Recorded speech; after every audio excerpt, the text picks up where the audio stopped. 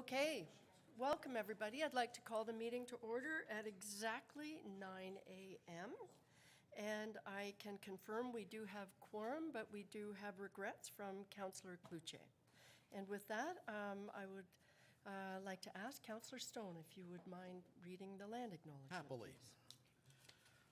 I would like to respectfully acknowledge that we are on the traditional territory of the Anishinaabe under the terms of the Robertson-Huron Treaty Number 61 of 1850 and the Williams Treaties of 1923. We commit to acknowledge, learn, educate, create opportunity, honor sacred spaces, and take actions towards real truth and reconciliation in support of our commitment walking the path together in respect, peace, and harmony for future generations. Thank you, Councillor Stone. All right.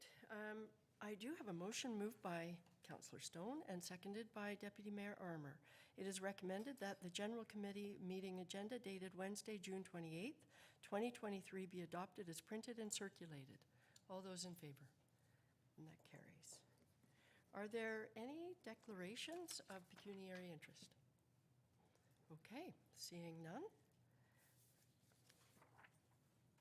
We will go, oh, yes, right, yes. To agenda number 5, we have an invited guest who I would ask, Trish, do you want to come forward just to say hello to everybody? Hello, say goodbye. Say goodbye. Hello, goodbye. So we're inviting Trish Connolly-Knight, our manager of Recreation, Culture, and Heritage. Well, you can sit wherever you'd like.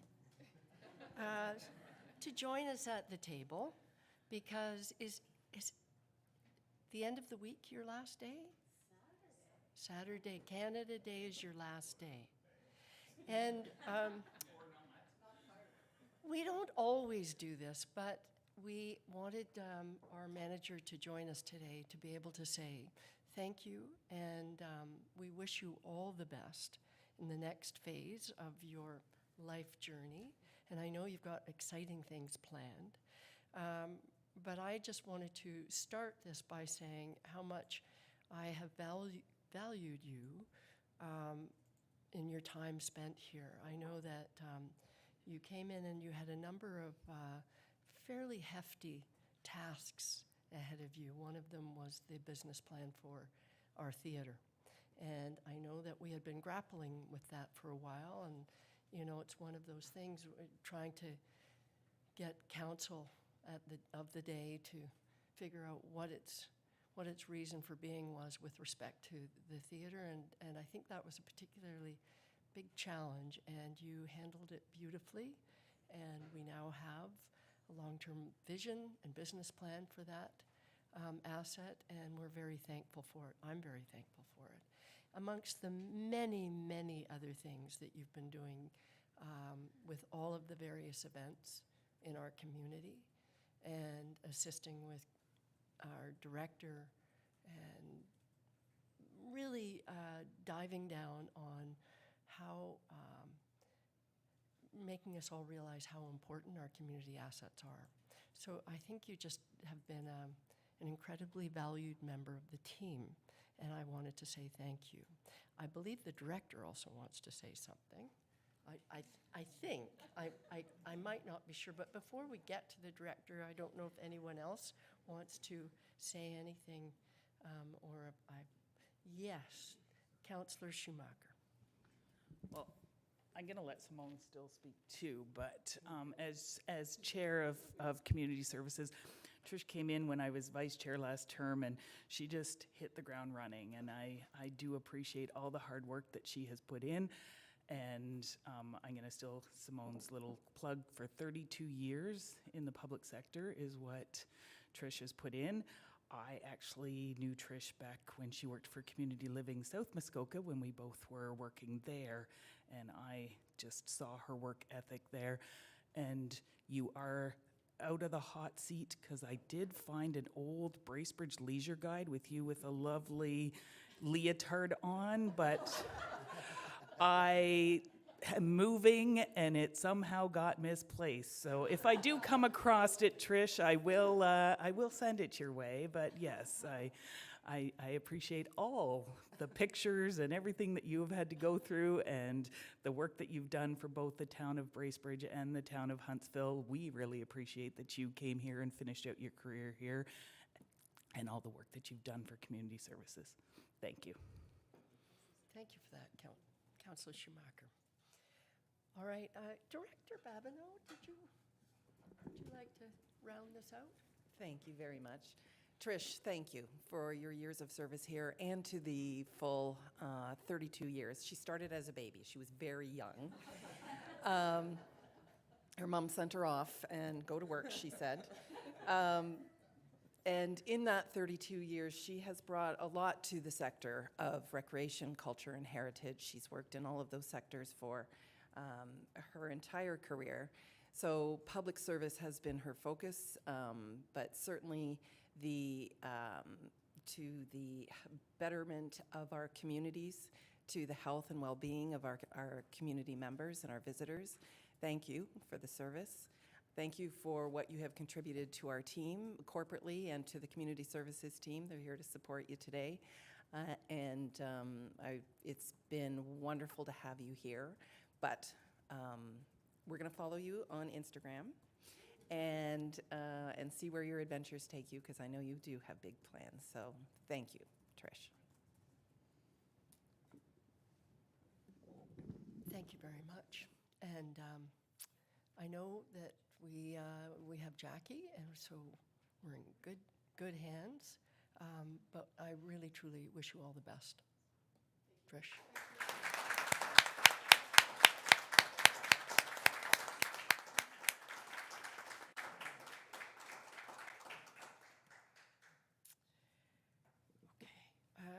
All right, so I have another motion that was a last-minute thing, so I'm just throwing in some names here to put it on the floor.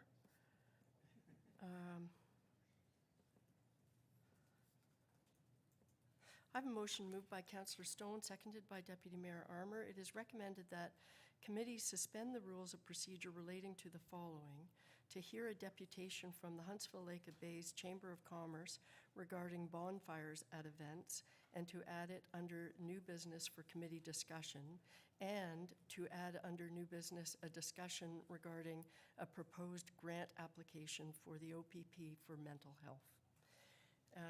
And further, that all rules of procedure will be reinstated once the agenda item has been completed. Questions, comments? All those in favor? And that carries. Beautiful. So, with that, we're moving right along to deputations, and the first one is Savas Varadas from Plan Muskoka regarding the Campbell OSRA closing. Savas, welcome. Good morning, members of the committee. My name is Savas Varadas, as you've heard from Plan Muskoka. I don't have a lot to really say on this matter. I just wanted to add myself in as a deputation because just basically to recap, I guess, where we were with this application last time it was in front of the committee, and what's happened since from reading the staff report and what the recommendation of staff is. So as you may all remember, is this application is for a typical OSRA closure, but it falls beside the Thailand Park property, which is a public piece of land that's on the Muskoka River. At the time of the staff writing their report and bringing it in front of the committee and asking for a decision from the committee on the matter, it was sort of flagged that maybe there should be sort of a deferral on that decision until there was a closer look at maybe the potential for using some of the lands in front of the applicant's property for public use, because there was, I guess, a study or some talk about using a public access point, and that was one of the sites that was sort of on the agenda. So, it concerned my client to hear that, but we basically were told by staff who we've worked with, we're quite happy with their handling of this matter. It just said, look, we're going to do our study and we're going to figure out where the best site for that we're going to choose for this public access point to be. And then we can talk further if it ends up being the property beside your applicant's property. So from reading the staff report, it's my understanding that the site chosen is the alternative site, so it's no longer the site beside this property. As such, staff has recommended that the OSRA be closed and purchased as applied for. So I guess I'm just here to ask that the committee, take staff's recommendation and do so, and that's pretty much all I have to say on the matter. Thank you. Thanks very much, Savis. As you said, we are dealing with the staff report a little later in the meeting. Are there any questions for Savis while he's here? I don't see any. So thanks very much. Okay. Moving along to item 6.2, Ms. Haywood is here on behalf of Huntsville Lake Bays Chamber of Commerce to do the Chamber of Commerce, I can't even say commerce, MOU update. Welcome.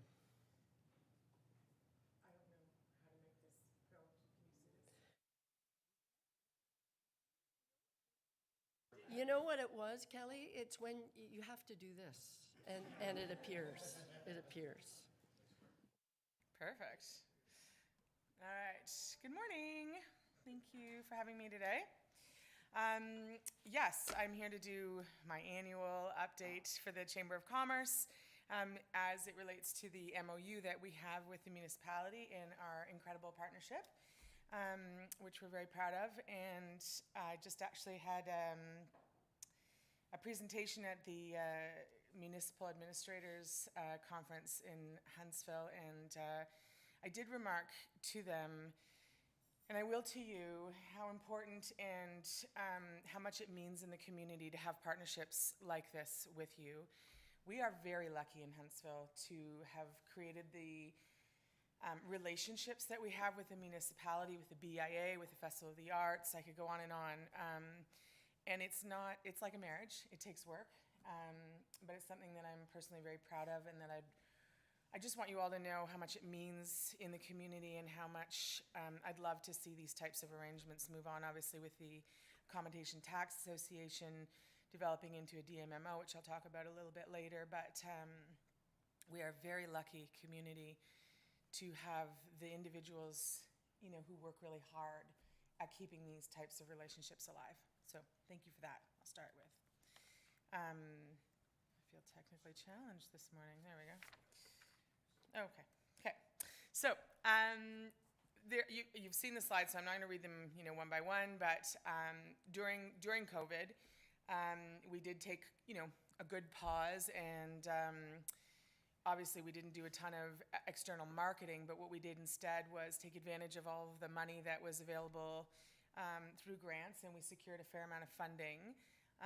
And we were able to develop a very significant photography and video and blog database. So I'll talk about that a little bit later. Of course, we were also in a position to develop a fairly key signature event that we felt would be a good fit for the community, that was safe and outdoors and ticked sort of all the boxes from a cultural perspective, and that was the Eclipse Walk with Light, which you're aware of, and I'll talk about that a little bit more too. So we have a significant winter and summer photo and video database that obviously the municipality, any of our partners who are listening or care to take advantage of, are welcome to use. So that obviously includes a great deal of outdoor activity, because we continue to focus a great deal on outdoor, environmentally conscious, human-powered activity, shoulder season, all the good things that sort of align with the Huntsville Muskoka Algonquin Park brand. So that's winter and summer, obviously. And then this is a list of our paid social media campaigns, which was quite significant. So we did a lot once it was safe to do so. A fairly robust amount of blogs, as I indicated, and that's obviously very important for search engine optimization on our website, which we plan to integrate with the Municipal Accommodation Tax website as it grows in the future. A great deal of what you're seeing here tends to focus again on our winter and spring or late fall, what we consider shoulder season fall, of course, being one of our peak seasons. We also engaged a company to work with us on a very specific winter campaign, which was extremely successful. This was also a partnership with the municipality, with the Accommodation Tax Association, and we did a quiz, and it was a $100,000 budget, and we also received some great support from FedNor on this. So this, again, it focused on our winter sports, Eclipse, all of our outdoor activities, as well as a very significant focus on culture, and particularly the Group of Seven mural outdoor gallery, which I'll talk about a little bit more too. So in terms of awareness, we had a significant amount, 15.2 million impressions, very, very good engagement. And we had a quiz, so we actually had very specific one-on-one interaction, and we were able to develop and add to our database. So we have a really good database of people who we can, work with who are interested in Huntsville. And I mean, a really important thing that I always like to remind everyone, and I'm talking about events in this next slide, we are not event organizers, although we do a lot of events, and I think we do them well, and my team is phenomenal, and the community and the volunteers are amazing. But I want to remind you that the reason we do any or all of this is for marketing campaigns. We do this so that we have something to talk about in Huntsville, something to keep Huntsville on the map, instead of just saying, hey, come see our rocks, trees, and water. This is engaging all of the other elements of our community, whether it's culture, activity, outdoor sport, that sort of thing. So that is the reason we do this. It also ticks a number of boxes in terms of engagement, and I think you'll hear over and over in our community how Huntsville is always like, there's always so many great things happening in Huntsville, and Huntsville's so great to hang out and blah, blah, blah. So that's also a benefit, but truly the reason we do this, and they're very strategically designed to be shoulder season and engaging people at the time of year that we want people to be coming to Huntsville. So obviously, Eclipse Walk with Light, the Maple Festival, the Beer Festival is the kickoff of summer, but is certainly late spring. Girlfriend's Getaway Weekend remains to be one of our key signature events, despite the fact that it doesn't appear as large downtown. There isn't a great big concert at the Don Lock like we used to have. It's still, I would say, our number one event, or retailers will say it's still their number one event, or their number one highest sales weekend of the year, which is phenomenal. And then recently, just at the end of COVID, we introduced Oktoberfest, which is growing and is proving to be a really fun event across Muskoka that Huntsville led. So Eclipse Walk with Light, you know a great deal about. You'll see that season 2 visitors appear much lower, although I'll tell you that we actually had to close for almost a week and a half due to weather, and particularly over the Christmas holidays, because of the snow and all of that. And that alone was like a huge impact to us. We also made a decision this year and closed right at the end of March break, instead of going all the way to the end, so that we could move everything out of Muskoka Heritage Place, and it made better sense. But it was still an excellent year, something we're extremely proud of, and I'll talk a little bit about what that's going to look like in the future. We continue to operate, tourism services, town hall. We have a kiosk at Three Guys and a Stove. We have a roaming ambassador who appears at, farmers markets, any sort of events that are happening across the area. And you'd be surprised how many people still come to Huntsville not knowing where they're going to stay or what they're going to do. It still blows my mind, but they do. So we're there for them. We get a lot of phone calls, a lot of emails. Obviously, our event calendar, there's, we feel very proud, obviously, of what our team has accomplished, but there are so many incredible things that happen in Huntsville, and we're always trying to maintain keeping track of everything that there is. We have an incredible event equipment rental program that continues to grow and helps engage more events to be successful in our area. And then, obviously, we work with other area agencies on collaborative publications. So looking back, you're looking at the budget. We have, from a paid digital, $198,800. which is amazing. And we had, like I said, great contribution from FedNor on that, as well as you'll see a number of the items that, list our events. We also saw great support from the Accommodation Tax Association. That's proven to be, such an invaluable source in our community. We're very, very lucky to have that. So your contribution, as we've indicated on this slide, is 100% towards the administration of making all this happen, which is critical because we need to have that assurity, I guess. So looking ahead, this slide looks very similar to what we've done. We're going to continue doing Eclipse Walk with Light. We're moving that from Muskoka Heritage Place, not because it wasn't the most glorious place to have an event, and I'd love to see something continue there. And in the future, I think we should do something, and we have an excellent working relationship with the team there. But it appears to be challenging in terms of keeping the lights up throughout the summer, obviously, because they don't align with the Pioneer Village theme. Taking them up and down has a number of impacts, not only, how it affects the actual lights, but also it's very, very expensive. So it's almost $150,000 a year up and down. It's just too much money. So it didn't make sense. So we're rethinking that, and in the meantime, we're going to install these downtown, in a number of key spots that we'll be working with municipal staff on, and I can talk about that a little bit more. Muskoka Maple Festival, as I indicated, is a campaign, and there's a significant trail that we promote throughout the spring leading up to, so 6 weeks prior to the festival, where we highlight all of our key members or individuals or anyone in Huntsville who would like to talk about anything maple. It could be actual maple producers, it could be people who make muffins or tarts, it could be people who make candles or coffee. It doesn't matter. Anyone who wants to talk about maple or even carve maple leaves. Anything maple we put on our trail, and we're really encouraging other communities to do so that we can have a much broader maple sort of presence in Muskoka, and we're working quite closely with Muskoka Tourism on that. The Craft Beer Festival continues to blow my mind in terms of how successful it is, even though it rains almost every single year. People love their local beer, and I love promoting it, and I can tell you our local brewers and all of the brewers that come from across Ontario absolutely love our festival, and it's just such a beautiful space, and a really great way to kick off the summer season, and we've been very lucky to have great partners on that. Girlfriend's Getaway Weekend is something that the BIA and the Chamber obviously want to grow. We work very closely with Deerhurst Resort and have an excellent partnership with them on this as well.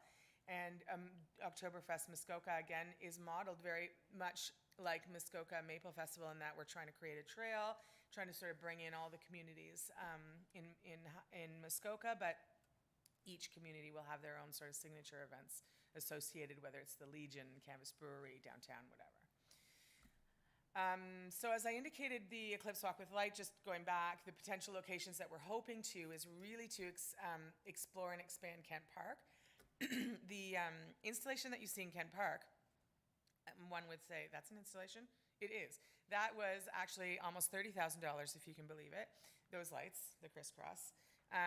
They're very expensive as a result of, engineers, the posts, the fact that it's public space. These things are very expensive. However, we recognize that there's great opportunity and potential there, and we will be working with municipal staff on, aligning with what you already have plans in terms of your art installations and a number of things where we can just sort of, make a really cool installation. Now, once there's posts, which we already have installed there, and plates, it's going to be very easy for us to remove those if we need to and expand on them going forward.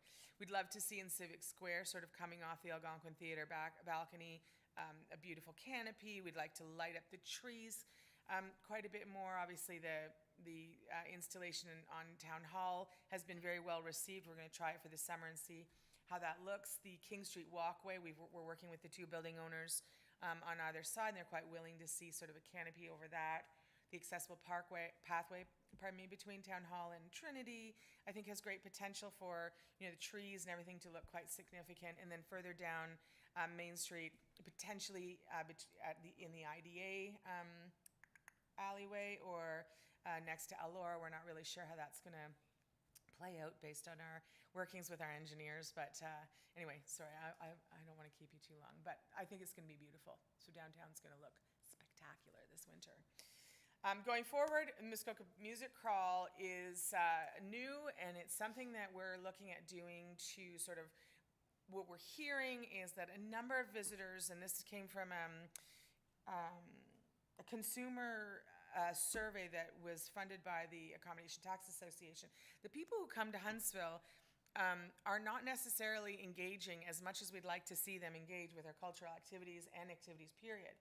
So what we'd like to do outside of the resorts and some of the traditional camping experiences is sort of grab everyone who's here, maybe in motels or smaller hotels or Airbnbs or wherever they are, even just if they're visiting for the day or visiting family, and sort of say, hey, come and experience a quintessential sort of campy Muskoka, Huntsville experience. And we're sort of looking at doing pop-up bonfires, which I know feels like it's a dirty word right now, but I will talk a little bit about that. So, but I think, like, just think of how romantic and how lovely we've all had those experiences where we sit around the bonfire with our family and our friends, and we're roasting marshmallows, and someone's got a guitar, and it's just the most beautiful night, and you're breathing in the air. It's just wonderful. So, recognizing the fire bans, obviously, we're extremely conscious of that, and we've developed a beautiful artistic installation of a fire that will be utilized by battery only, and at the sites in the interim. So the real thought is just bringing people together, assembling people in key, beautiful spaces around Huntsville with live music, predominantly local musicians. We're kicking off this weekend at Say Cheese, which is obviously the new business that's opened next to Alberto's, and Gina Horswood is there. And then every weekend on Fridays and Saturdays from 7 till 9 p.m. there'll be a pop-up bonfire. What I'm asking today, which I appreciate you suspending the rules for, is that we'd really like to include having these bonfires also on some of your municipal spaces. Not because I desperately want to, be on municipal land, because trust me, it'd be a heck of a lot easier if we didn't. But but the beaches that you have, Avery Beach, Hutchison, we've identified Burnell Locks, we've identified Lions Lookout, Port Sydney Beach. All of these spaces are where people and public are used to assembling, and they're so pretty, and they're begging for that, and there's so much space, and we have ticked all of the boxes of everything we're allowed to do, following the rules of the municipality in terms of space and size and all of those things. The one thing that I understand is not sort of ticked, if you will, is your parks bylaw indicates that we don't have you don't have the insurance for us to do this. However, we do. We'd name you. Ours is we've received that insurance, and that's something that I'd work with your municipal staff to ensure that is covered. But my understanding is that's the only sort of variance, if you will, that needs to be identified. So anyway, that is what we're doing there. Group of Seven Outdoor Gallery is also this phenomenal asset that the BIA started, and it has grown. Jerry Lantang, of course, was behind all of this. He has moved on to bigger and better things, although is still very, very much working with us.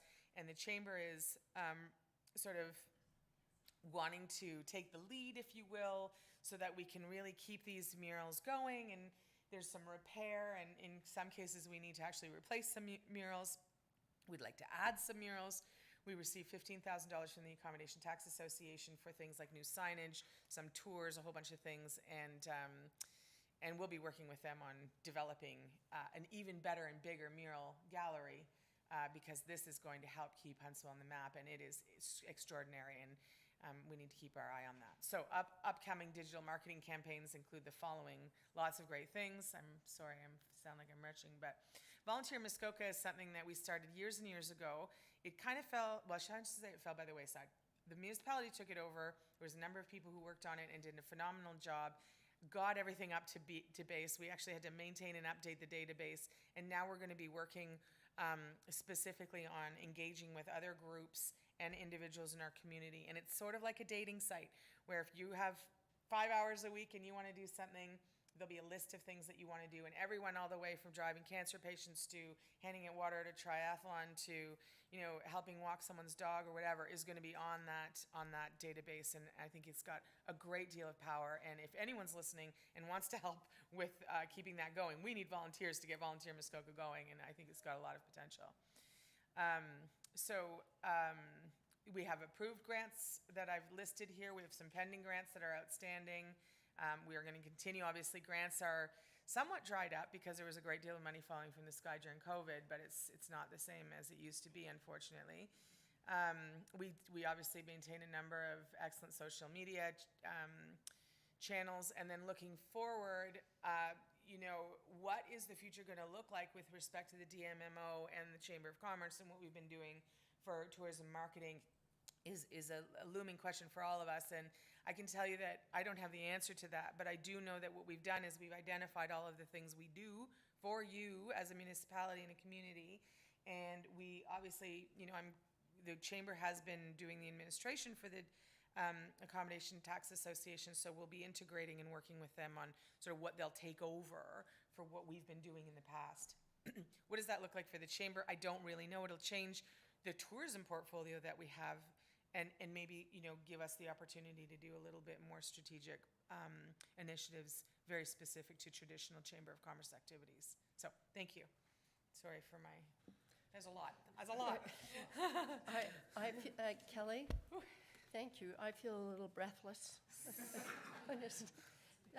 I'm always overwhelmed, although I feel like in the during and since COVID, both, the game of the Chamber has just been blown out of the water with all of the different things that you're engaged with, but in partnership, as you rightly pointed out, with HMATA, with the festival, all of the partners, and with the rest of Muskoka, Yep. frankly. Yep. And it shows when you cover the breadth of activity. It's quite mind-boggling, and I thank you for that. That's really cool. But before I turn it over to Council for questions, if I can, we'll be discussing the bonfire item later in the meeting as we do under new business. If you have any clarity around the dates and locations, that would be helpful for us. Okay. Do you have any, I know you had it in your slide deck, possible locations. Are those specifically the ones in Port Sydney Beach, Avery Beach, Yes. Hutchison Beach, Lions Lookout? Avery, Lions Lookout, Hutchison. Hutchison, Brunel, Port Sydney. Brunel Locks, okay. Yeah. And Port Sydney. Did I say Lions Lookout? You Yeah. did, okay. So it looks like 5 yeah. specifically? Yeah. Okay, and then the dates, you said pop-up? I know, it's hard to say. I mean, I have that. I just don't have it right in front of me. I can Okay. grab it. No, maybe. But we're pretty Maybe flexible. by the end of the meeting, you could, Yeah. and just Send it to Jessica. send it to Okay. Jessica. That would be helpful. No problem. The more detail we Yep. have, then problem. that's probably better. Yep. I'm working with Greg Pilling, who's been awesome. Okay, that's great. And he's identified, so I can look. We were waiting to see if this would work before we sort of If there's secure the any permits. appetite, I get Yes, that. yeah. Okay. Would be in But August, I like obviously. when Jessica asks me for something, Yes, I right. like to deliver. Good idea. So- Obviously, so for July, we've identified private spaces because we recognize this won't be ratified until the end of July. So we'd be looking Okay. at August, Okay. if that helps. All right, that Yeah. helps. Yeah. That helps, Yeah. for sure. I think that helps. It helps. Yeah, Jessica and said- Fridays and Saturdays and- only. And Jessica says it helps. Okay. So, that's good. I have a couple of questions, but it's not for me, so council. Yes, Councillor Renwick. Thank you, Your Worship. And thank you, Kelly. I mean, my head is spinning as well. I mean, the amount of work and the amount of events that are happening. I love the partnerships as well. The question I have, with the $100,000 budget that you had for your digital marketing and the 15.2 million impressions that we got, can you quantify the number of people? Like, do we know how many visitors come because of those? I know, and I hate to put you on the spot, but it's. challenging. No, yeah. I appreciate the question, and understand that we have some very specific campaigns that we've done for specifically the accommodation tax that aren't in here, like the voucher campaign. And there's, we give a voucher, you buy, they get it, they spend it in town, and those are very specific, ROIs that we can track. These types of campaigns we cannot. I mean, it's similar to the triathlon I'm in, Paralympic sport games, whatever we're doing. Do we see doctors relocating here, and how can you sort of follow that ROI for real estate? Did someone buy a house because of it? I mean, no, is the short answer. We don't really know, although we have some really great data. We have some really great, people who've signed up for our newsletter or our database. Those are, are a bit of a low-hanging fruit and are even better so that we can engage over and over. But I think that the key thing that we can do, and this is why it's always challenging to get more and more support, is to say the more Huntsville's on the map, whether we're talking about, it doesn't matter what, just having our name out there is the best thing we can possibly do for our area. So, sorry, it's a tricky one. Yeah. Sorry, Councillor Schumacher. Thank you, through you, Chair Alcock, and sorry, you could have asked your questions too. Well, I'm going to start with a comment. I love the idea of the music crawl, Kelly, just want to say. I think that whole, I guess for me, being like smaller town Utterson and that community feel that you kind of get with that, I really want to say too, Kent Park might be a dirty word, but when we did the Christmas one there with the lights above and the Christmas tree, we'd like a bigger Christmas tree, but we had the choir in singing with the BIA. It felt like something out of a Hallmark Christmas. We were just missing the snow on that particular night. But it was just that sense of community and that feel that I think Huntsville is about. And I think this will pick up on that same thing. My question because it helps me to fill my calendar with Maple Fest and Oktoberfest and all of those things, do businesses pay to be on that list in the website, or is it just whoever is a chamber member and has Maple or has Oktoberfest stuff to do? They do not pay necessarily. Anyone is welcome to participate, whether they're a chamber member or not. That's important to notice. There are some steps in that, if you want to be in the brochure, if you want to sponsor, there's opportunities to partner that cost money where you may be, have better exposure potentially, but everyone is welcome to participate. Yeah. Thank you for that. Councillor Morrison. Thank you, Mayor Alcock, and through you. Kelly, I'm like Councillor Schumacher, extremely excited about the music thing. You're not surprised by that, I'm sure. But and if you need any help or volunteers for that stuff, I'm happy to help out. Question, for these events, is it going to be licensed? I know I've been around a bonfire where I've seen people, not me, but other people drinking beer and whatnot. So is that going to be something that will be part of the equation? Not at this time. No, it is tricky from an insurance perspective. And I think for this year, our goal is very family friendly. I think, there's opportunities in some of the private spaces if they want to license themselves. We're certainly not discouraging that, but we're not necessarily encouraging that. I think it'll be more about, marshmallows and s'mores and music, but not licensed at this time. Yeah. Thank you for that. And I appreciate the fact that not you. And that's very clear. That's very clear in this forum. Okay. A quick question. Obviously, ever since HMAT has been involved, they would have all of the data that with all of these new and exciting events, the direct correlation to heads and bids, which is what they wanted. And I'm assuming all of that and the numbers actually did go way up. Yes, indeed. And I do have some data specifically for Eclipse Walk with Light and how that relates. Again, it's a tricky thing. Did people come for Eclipse Walk with Light? We asked as much as we could, but people don't always answer. But what we do know is that people who were here visiting hotels came to Eclipse Walk with Light because they used their voucher from the hotel to get in. So we know exactly how many people came from hotels to Eclipse Walk with Light. Were they at the hotel anyway and we're like, yay, there's a really cool thing happening in Huntsville? Or did they come here to go to Eclipse Walk with Light? That was a hard thing to get. But either way, they got this wonderful experience, probably left and celebrated how great Huntsville was. But we have as much data as we can to at least correlate with the growth potential. Yeah, we can see that. Yeah. Very cool. Thank you for that. Are there any other questions? Yes, Deputy Mayor Armour.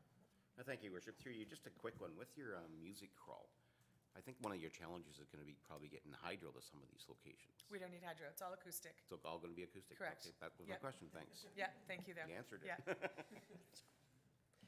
All right, and because Councillor Schumacher mentioned Kent Park as a possibility, we might add that. Sure. Or just in case. And Sure. I can see there's sort Yeah, of I mean, I maybe an think, issue I or. love the idea. I think we were really trying to think of the natural settings.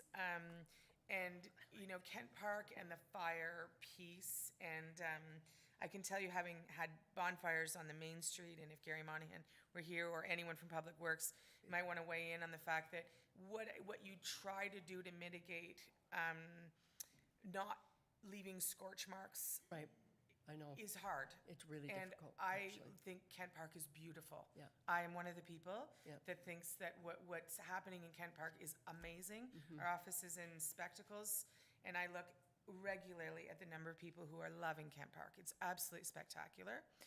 People are sitting there. I don't know if you've been to Florence. People sit in squares. It's a wonderful gathering space. I think the interlocking, everything is great. I'd love to see a Christmas tree in there, and you'll see me again one day about that. But A big Christmas tree. yes, big Christmas tree Big that Christmas tree. we'd love to plant. Initially that was my idea too, Kent Park and somewhere even Rivermill. But we just felt like, no, this needs to be like off the beaten path in spots that people don't necessarily go, and we're just gonna try to move them around. So I think we'll pass on Kent Park this time, but thank you for the recommendation. I'm glad I raised it, thank you. Yeah. I think, Absolutely, right. we're going to be filling that park with That's lots of great perfect. things. Yeah, I love hearing those comments too Yeah, about. 100%. I tend to agree with you. yeah, I love it. I think it's a great Beautiful gathering spot. space. Okay, I don't see any other questions, and Kelly, you know the drill. We're going to deal with this Yeah. motion later. in Thanks the for your meeting. time and Thank your you. incredible support. Okay. Have a good Bye. meeting. Thanks.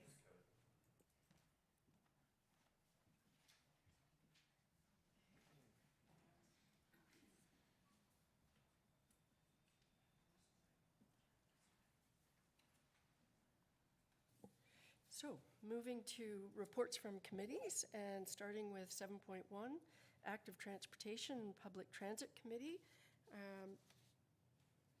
I do have a motion. It has been moved by Councillor Fitzgerald, seconded by Councillor Renwick. It is recommended that the Active Transportation and Public Transit Committee meeting minutes dated June 12, 2023 be adopted as printed and circulated. Councillor Stone, anything to highlight? The minutes are in front of you, but our last meeting was devoted solely to public transit. And it was a wonderful meeting. We had Dean Campbell from Campbell Bus Lines. He came, talked about the busing and how it works and how we might improve. We had Sydney from the district come and talk about how the district transportation system works and the changes that are coming. There is one motion in the minutes here that I'm going to highlight that we've asked Tarmo to investigate several things. Our bus routes, potential for adding buses, potential grants for different types of buses, perhaps electric buses, which if there's specific grants for those, that would be wonderful. Increasing the timelines in which our buses route, so it takes about 2 hours from buses from a particular stop to come back to that stop. We would love to see it come to 1 hour, but we'd need more buses for that.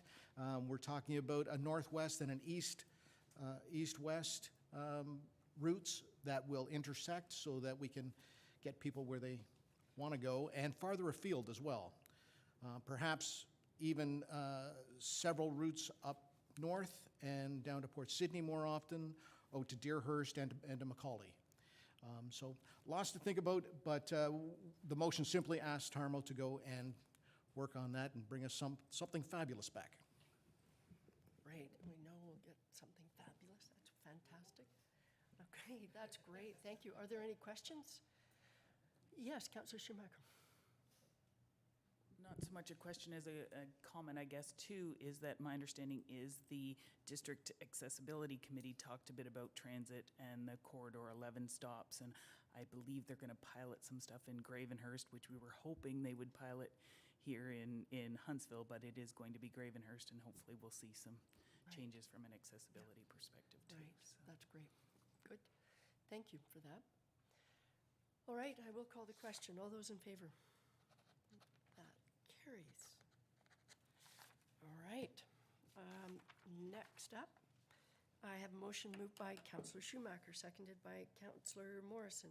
It is recommended that the Environment and Climate Change Committee meeting minutes dated June 13th, 2023 be adopted as printed and circulated. Councillor Fitzgerald, anything to highlight from the meeting?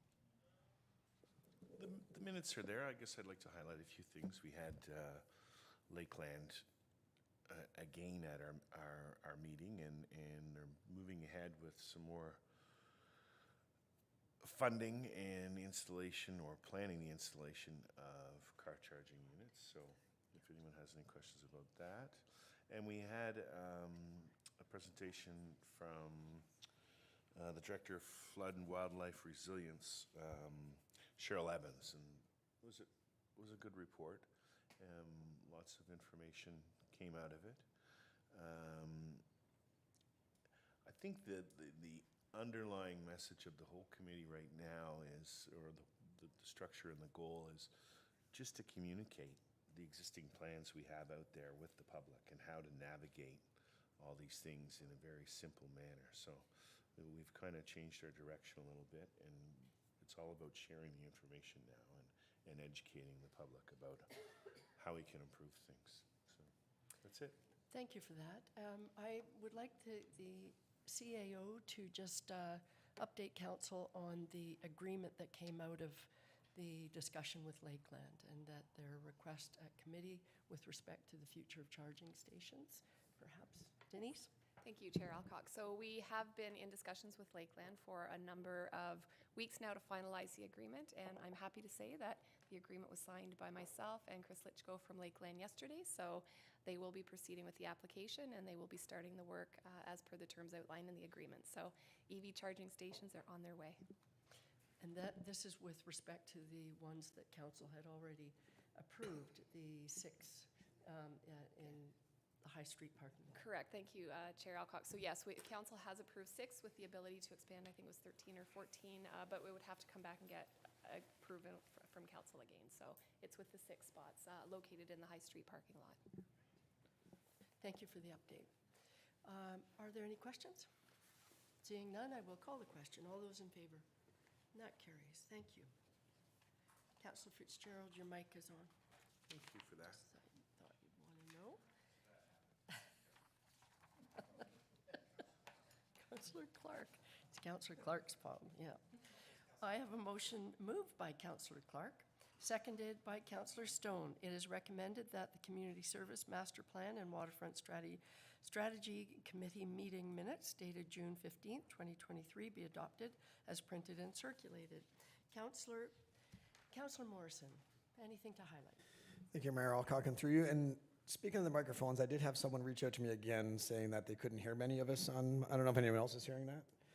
Apparently I'm the loudest, believe it or not, but they couldn't hear. We could hear Monty loud and clear from Prague on this thing, but they said a lot of the people speaking, so maybe when people are presenting, we reiterate again, get close to the mic, Okay. speak up a bit louder. That's great, thank you. We do have an item later on in Yeah, the meeting. that'll address to that. deal- Yeah, okay. So very excited. I think we had an awesome meeting last month, or was it this month? This month. And I need to give a shout out to 2 very important people. Member Natasha Corbett from our committee, who took hold of the strategic planning process. When I was trying to plan what we were going to do, she sent me an email, said, can we chat? This is what I do for a living. And she just killed it with the unbelievable yeoman's work of Trevor Donald. Trevor is doing such a great job, especially with our committee because it's so big, and the fact that he has to deal with me as a chair is a challenge. So without what Trevor and Natasha did for that meeting, it really, really went awesome. And we now have a really good direction, and we have something to work with going forward. So that was amazing. And out of that, we basically are putting the 10-year vision together as per the terms of reference. So we're starting to move that forward. We have boxes and we have categories, we have guiding principles, we have a mission statement, we have a lot of cool stuff. The two things of new business that came out of the meeting was we set the wheels in motion to have staff directed to work with the muscle group on potential installations in the Summit Center of Fitness equipment. All that means is that it gives Simone the direction that she's allowed to work with them to work on stuff. There's going to be a lot of thought and a lot of work put into it. It's not a slam dunk that it's happening. It just means they can have discussions, and that came out. Locations being very important. And we also put a motion forward that we would form a very small group of individuals to start working on the feasibility of an outdoor multi-purpose facility. This is not to say that we're building an outdoor multi-purpose facility. So just to be clear, all it means is that we're starting the very early stages to look into locations, if there are any that are even feasible at all. We have not even started talking about budgets or anything. So we're just starting the process with 4 individuals that are going to start looking into locations for a potential multi-purpose, multi-sport facility. That's about it. Thank you for that. Just a quick follow-up, has the committee been divided at all into sort of 2 streams, one to deal with waterfront strategy and the other community services, or is that in my imagination? Thank you, Mayor Alcock, and it has not yet. Okay. But because of the size of our committee, and I'm excited to welcome Deputy Mayor Armour is going to be joining our committee, so we will have the ability to do that, and that's why we siloed off 4 people to work on this project. So it might be individual projects. So if there's water access work to be done, maybe we'll take 3 or 4 individuals and they can work on water access. Cool. But the strategic planning was collaborative effort amongst everybody, but we did go into groups of 3 to take on certain pillars during that thing, but we didn't separate between waterfront and community services. Okay, thank you for that. No problem. I wondered, it seemed to me, to your reference, it's a large committee, and so working out in subgroups might be good, which is exactly what you're doing. So really nice update, thank you. Any questions for the chair? Seeing none, I will call the question. All those in favor? That carries. And now, I'm turning it over to Councillor Schumacher to chair the next stage section of our committee.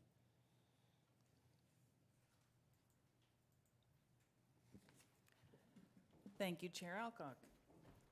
We are on to new business, 8.1 community services and 8.1.1. I have Cameron here and Jacqueline, who's going to introduce herself. Yes. I will read the motion first, though. We have report number CS 2023-15 Public Access Defibrillator Program Update AEDs. And I have it moved by Councillor Armour and seconded by Councillor Fitzgerald, whereas in the fall of 2019, the town accepted the donation of a save station to be placed in Rivermill Park. Due to reoccurring vandalism in the park area, it was determined the safe station would be installed at the Huntsville Civic Center, where it is located today.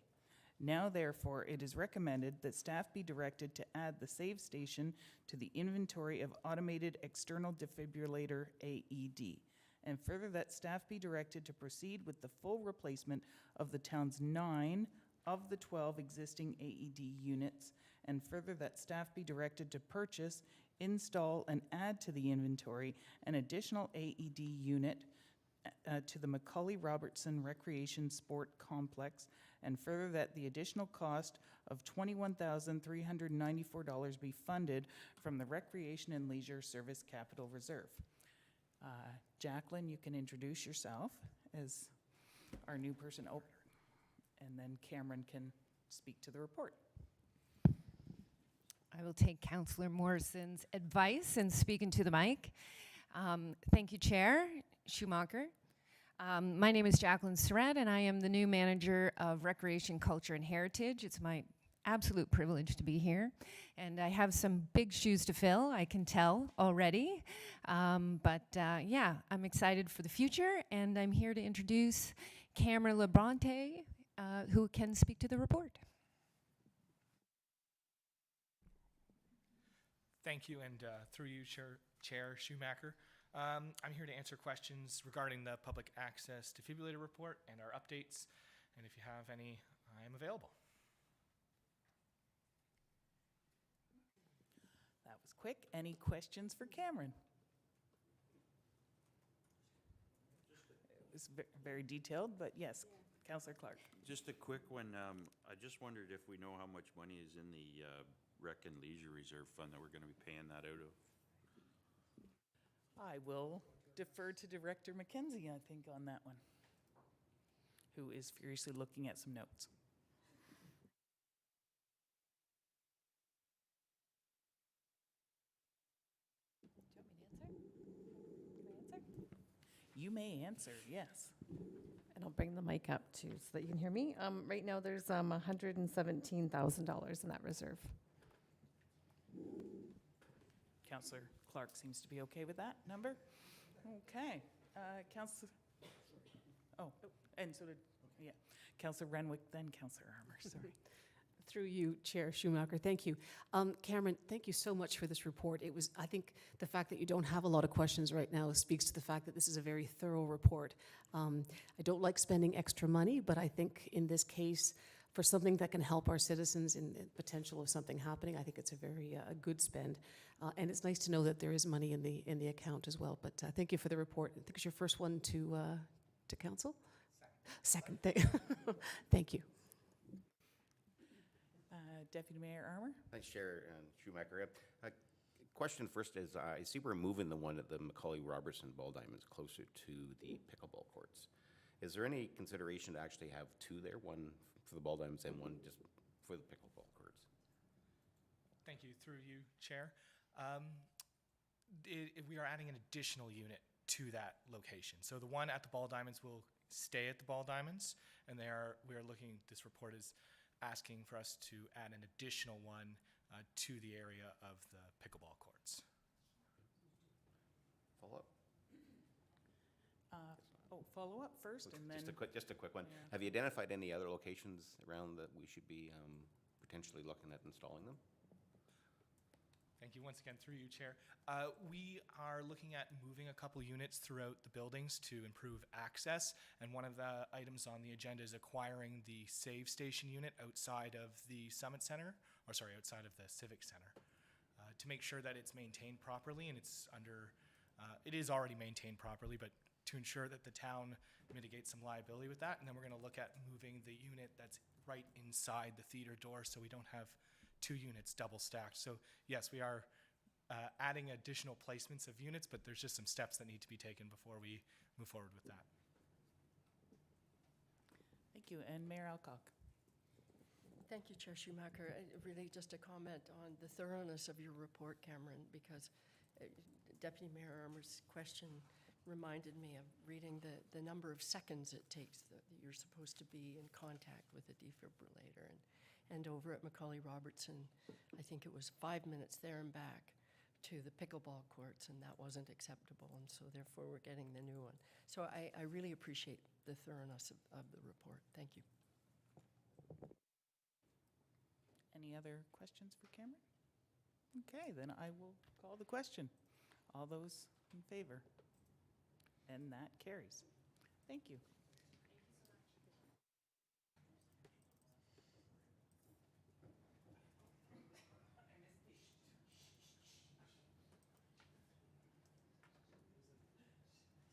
Sorry, I did an oops. Should I read it again? Okay. Sorry, I will read it again. Just the last thing or the whole thing? You don't, does she need to read the full motion? Yes. Okay, sorry. That's okay. Sorry. All right. So it is moved by Dan Armour and seconded by Councillor Fitzgerald, or Councillor Deputy Mayor Armour. Whereas in the fall of 2019, the town accepted the donation of a Save Station to be placed in Rivermill Park, and whereas due to reoccurring vandalism in the park area, it is determined the Save Station would be installed at the Huntsville Civic Center where it is located today. Now therefore it is recommended that staff be directed to add the Save Station to its inventory of automated external defibrillators, AED, and further that staff be directed to proceed with the full replacement of the town's 9 of the 12 of existing AED units, and further that staff be directed to purchase, install, and add to inventory an additional AED unit to the Macaulay Robertson Recreation Sportsplex, and further that the additional cost of $21,394 be funded from the Recreation and Leisure Service Capital Reserve, and further that resolution number OPS 46-19 be amended, moving the reference to the letter of understanding. And I called the question, all in favor? Again. And sorry, I will learn my lesson and read from the agenda from now on and not the 2 pages. Next, I'm supposed to move it to Operations and Protective Services, but there is nothing to report unless somebody has anything to report from Operations. Councillor Fitzgerald? No? Good. And so then I will further pass it on to Development Services to Deputy Mayor Armour to take over the chair. Thank you, Councillor Schumacher. So we have Andrew coming down with us. Andrew's the Chief Bylaw Enforcement Officer. And we do have a motion here. We have moved by Mayor Alcock, seconded by Councillor Clark. It's recommended that committee approve the changes to the Vehicle for Hire Bylaw 2022-55, attached as Schedule A to report DEV 2023-72, and further that the bylaw amendment be forwarded to Council for consideration. Andrew, the floor is yours. Thank you, Mr. Chair. So just to overview, the major changes being to the bylaw came about from a Accessibility Advisory Committee meeting that I attended, and it was to do with the AODA and the IASR, which specifically speak to taxis, in our case is vehicle for hire, and the charging of fares. And I would just like to add on that note, the town of Huntsville, we do not regulate the fares. We do not set the amount that people pay from point A to point B. That's up to the brokers, the owners of the company to set that. And then other than the AODA and IASR changes, a couple of housekeeping things. Notably, we are removing the requirement, again, for a driver's abstract record from the broker, again, the broker being responsible to give us all the paperwork. The reason for that is the driver's abstract goes to the insurance company of the broker. If they say no, flat out, the person's not driving. For whatever reason is on that driver's abstract, and really that information is of no value to us. Notably as well, we've added in a vulnerable sector check in some instances that would replace a criminal background check. The vulnerable sector check is a little more of a deeper dive, if you will, into the background of the applicant.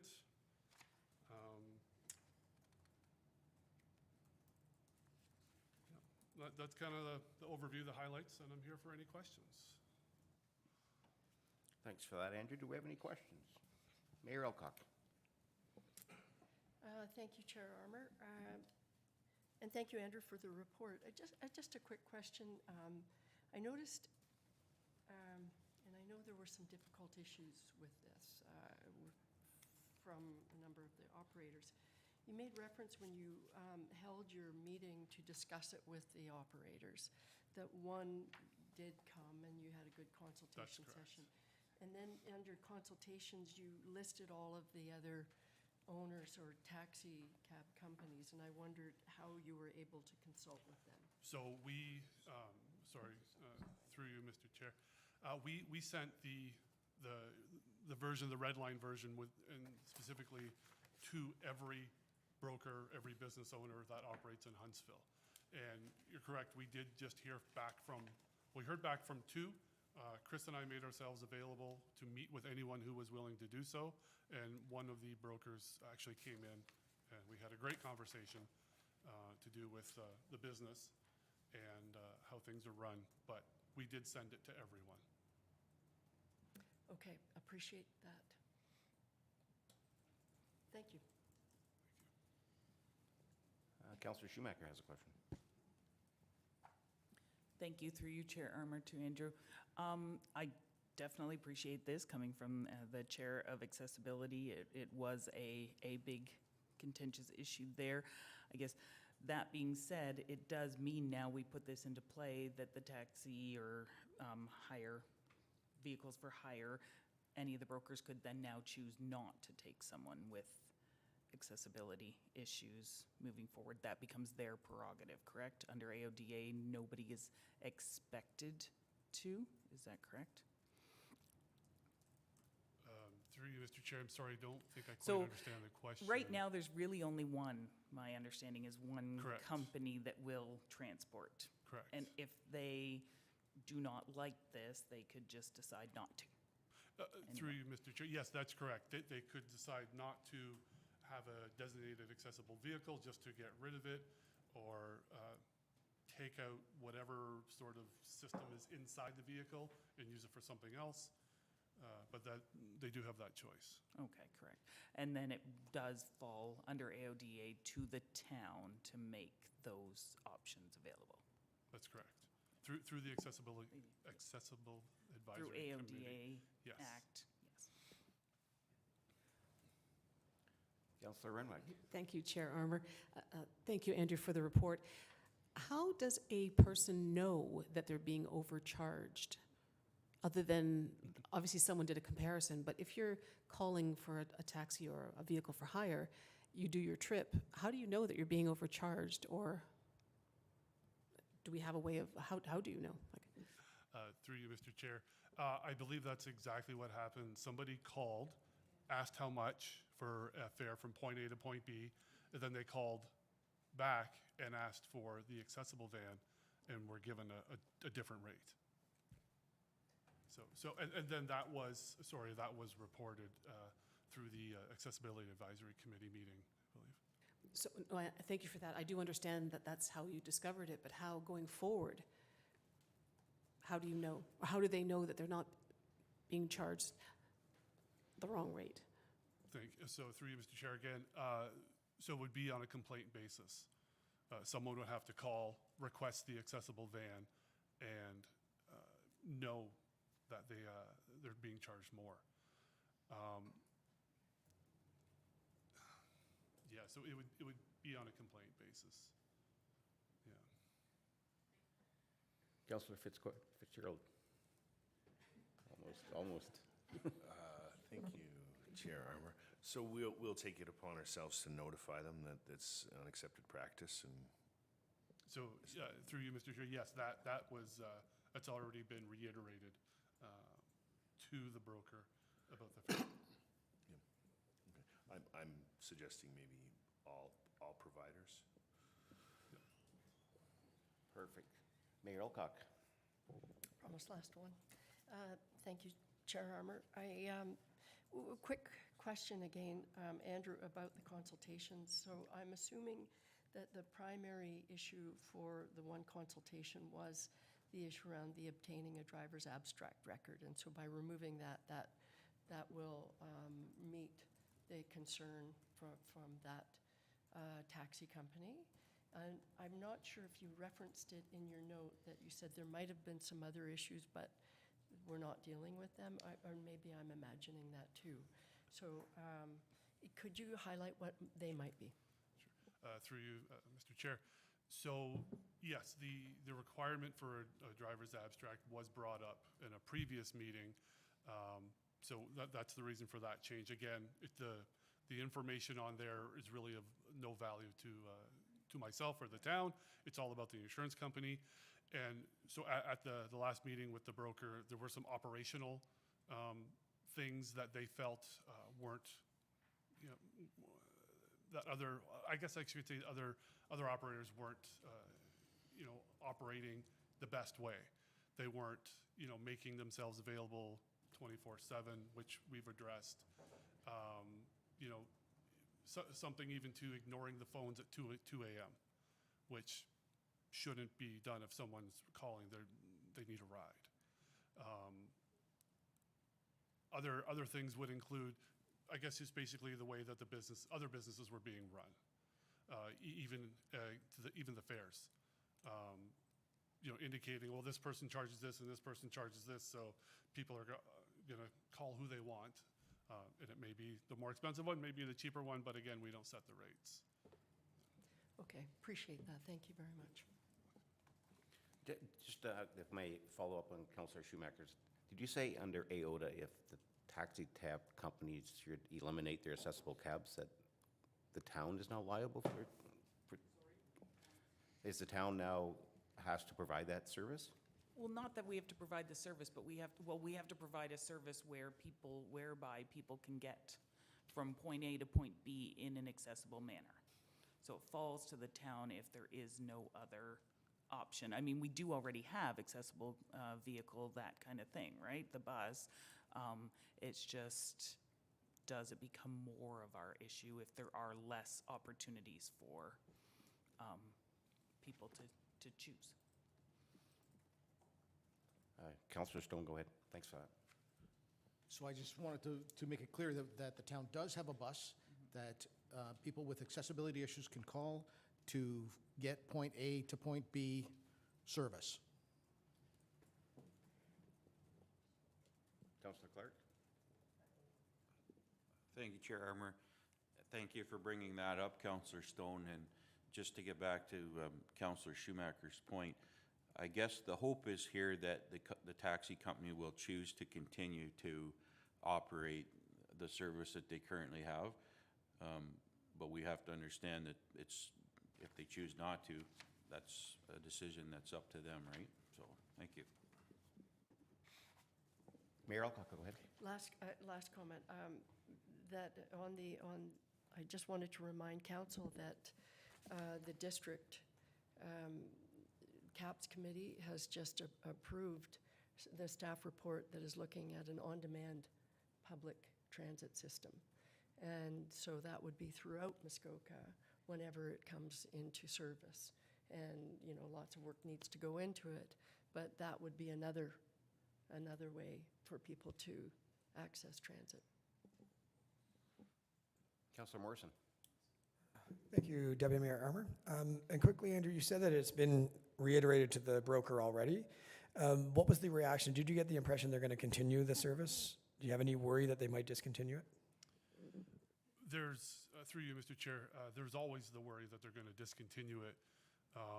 But we're going to have a follow-up meeting with that broker and see if there's some other way, maybe even something like a subsidy for every fare sort of idea for a person with a disability to use that van. But we are going to explore other options with the broker in the future. We're going to have more meetings with them. Thanks for that, Andrew. Good question there. I was going to mention the same thing. So everybody, I read the motion. I'll call the question. All those in favor? Opposed? And that carries. Thanks, everyone. Good conversation. Thank you.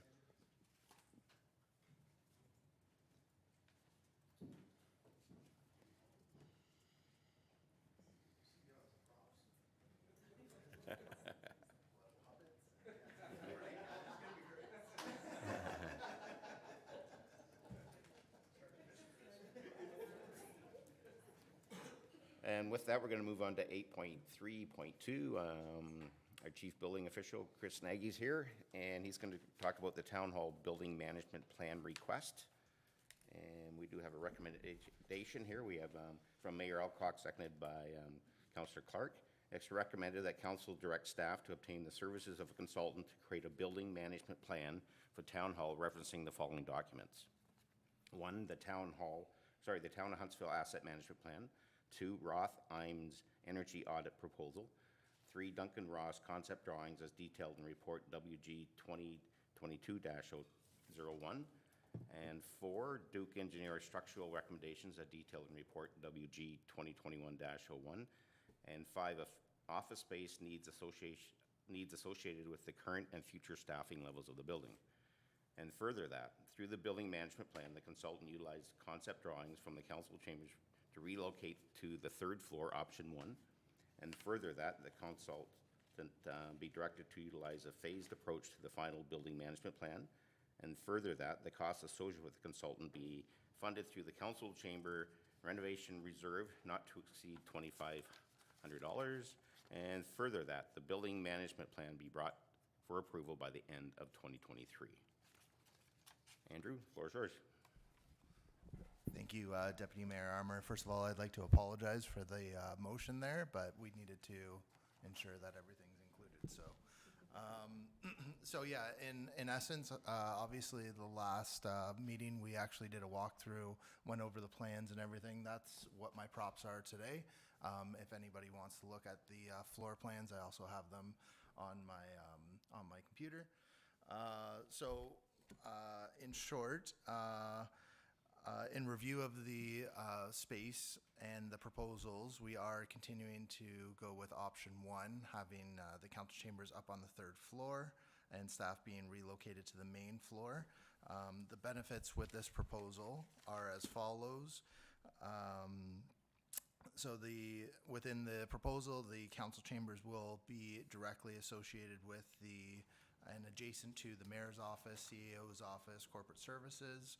There are higher ceilings on the third floor, no columns to work around like in the basement area. The more economical direction, as the front stairs won't need to be completely changed out and everything like that. A little bit easier transition in that it could be a phased approach with respect to setting up the lower level for staffing area, moving them, and then moving the council chambers into that staffing area. And then with respect to emergency accessibility, because I know that was kind of the positive with the other option, the response could be similar to the Algonquin Theatre, where it could be a one-to-one aspect as opposed to this current area where basically if there is someone with accessible needs, it's a 6-to-1 in an emergency response exit, with the theory of the main floor all being at one level, and basically you can move them into area of refuge such as the staircase or the areas in the remainder of the third floor and things like that. In essence, we are looking to get a consultant to kind of wrap everything that the town hall working group has incurred with studies and everything like that, and then come back with a phase approach of 2025 being the big year to replace the roofing system, HVAC system, things like that, and then kind of do a timetable back on when we could see moving staff down into the main level and, potentially doing the re-installation and any energy improvements that was referenced within Ross Energy proposal. So that's what we're looking for today, to kind of get that direction, hire the consultant, and go from there. But in short, I'm here for any questions or answers, so, yeah. Thanks for that, Chris. Do we have any questions? Councillor Renwick. Thank you, Chair Armour, and through you to Chris. Thank you for the report. So really, we're looking at the consultant today to look at all the different options, but you're really suggesting our option that we move the chamber sort of next door. So I'm just reiterating what you've just told us, but I just need to get it clear in my mind. No, I do appreciate that, and through Chair Armour there, you're absolutely correct.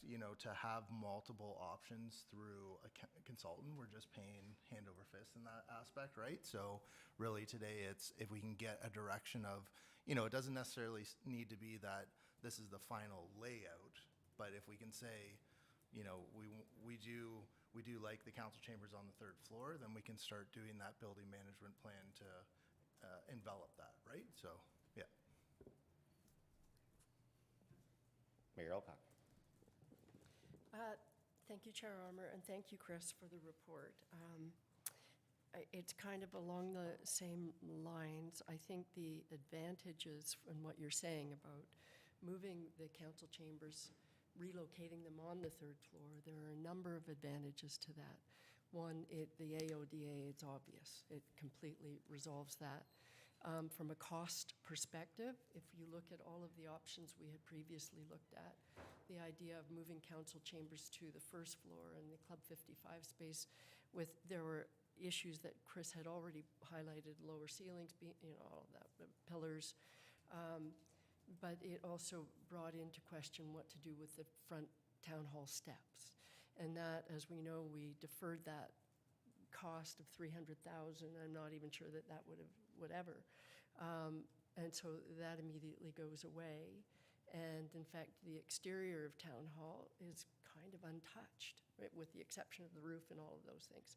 So that, from a cost-effective perspective, I think had some appeal to certainly staff as they looked at the options. The other was, and I know for me, when I started looking at this, I liked the idea of relocating the chambers on the third floor because in the new space, it actually is a larger space. And correct me if I'm wrong, Chris, at any point, but what I understand, it's a larger space, and while the council table would be fixed, the chairs wouldn't necessarily, right? So it's accessible, and it could be used for multiple purposes. So if there are events or, a chamber has an AGM, that kind of thing, it actually could be more of a community room than this current council chambers is now. So that had huge appeal, and to your point, Chris, I like the idea of, the co-location of council chambers with the mayor's office, CAO's office, clerks, and a meeting room. And in the new, if we tacitly endorse in principle this approach, every floor will have new meeting rooms. And we desperately need those, as we all know, right? If you're meeting someone from the inside, sometimes you're meeting them in this council chambers, and it just doesn't seem right, or it doesn't work. Or the second floor meeting room, which is not terribly private, right? So I think that the new concept has meeting rooms throughout. It has a meeting room that could be used by councillors, the mayor, the CAO. So there are lots of positive things with the proposed design principle going forward that from my perspective, and I guess what I'm doing is just laying out what I think about this, and that is, I think it's really important, given some of the other things that we're looking at the moment as far as significant projects, that we're looking at the most cost-effective. And I think that's really important going forward. So I think I thought I had a question, but it was around the larger space. Chris, if you want to speak to that. And then I did have a question about phasing, and you had said 2025 with respect to the roofing system and HVAC system. Would you see if council supported the idea of relocating the chambers on the third floor, would that be included at the same time, or is that the next phase? What does the phasing look like? So to you, Mayor Alcock, to be honest, that's why we're dependent on the consultant to really give us what does the phasing look like. But I do suspect, just, a little bit of background in how construction proceeds and everything. If you're already more or less ripping up the roof, and that may lead into restructuring it and everything like that, that third floor, you wouldn't, be able to have staff up there. And it does kind of lead into, and that's why we started this whole project of, there's these other kind of looming things that to make our building more sustainable, maybe re-insulating, everything like that, that it could basically be let's do third floor as a package and get it done, right? So that it does make sense. The kind of nice thing with the phasing entity right now, and I'm sure the consultant would agree, is, there's kind of that exit stair that we've chatted about with the third floor and needing it to go directly outside, as well as understanding that, Club 55 is open and we're potentially looking at buying office furniture for that area and to help support staff right now. Well, that could include, do we look at doing that more recent in conjunction with the staircase? Because once it's done, it's done, right? So, but yeah, we'll definitely have some suggestions through facilities and probably myself with the consultant, and bring that back to council for consideration with all those phasing type aspects in there. So, yeah. I was going to suggest, I don't know if it's beneficial, because this is great conversation and exactly what we wanted to. I do have the floor plans in a digital aspect. If you wanted them brought up, I'd be happy to do that. So, yeah. Yeah. Chris, I think you should probably bring them up so everybody can actually see what it looks like. Thank you. And I think Councillor Schumacher had a question. I have a few. So, but Only Chris can allowed bring them one. up if he wants.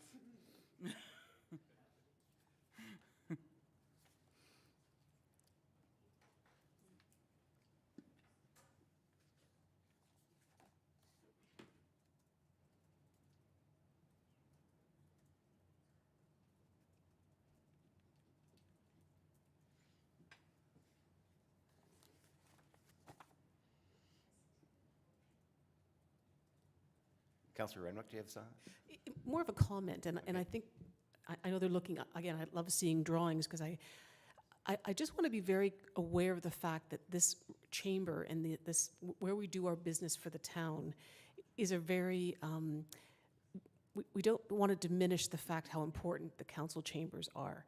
And I think with any discussion that we have about moving it, it's a huge thing to do. And I know this hasn't always been the location of the chambers, but I think if we do move it, my question is, will there be a stage or a ramped area for the audience in the designs? Okay, maybe that's something that we'll see when it comes up. Because I think it's still, people when they come here, they're like, oh, this is this is where the business of the town gets done. And I think it is, we want to respect that, I think. And not that we won't, but I just want to make sure that we do. Yeah, we're a growing community and the staff are growing and we need to expand with it. So unfortunately, I think this is a great spot too, but I think the new spot, wherever we choose, is going to be a great spot also, and we'll be the first council sitting there. That's it.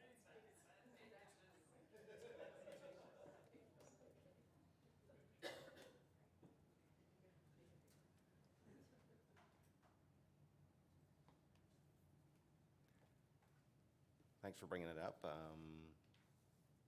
Councillor Schumacher, I think you had a question? Or a couple. But Chris, are you? I was just going to highlight, this is actually the third floor, so this is obviously the floor of discussion that's mainly been around. So in short, basically looking at the council chambers obviously relocating from this area where it currently is over into the staffing area on the third floor.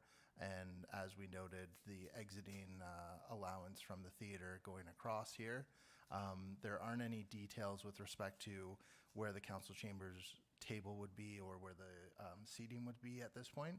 Again, it's a concept of this is just the direction that we see for town hall, because there's the energy audit, structural things and things like that that are kind of, I would say, more pressing that we want the consultant to hone in on, and then the general layout of the council chambers we can include at a future aspect, but I'll leave that.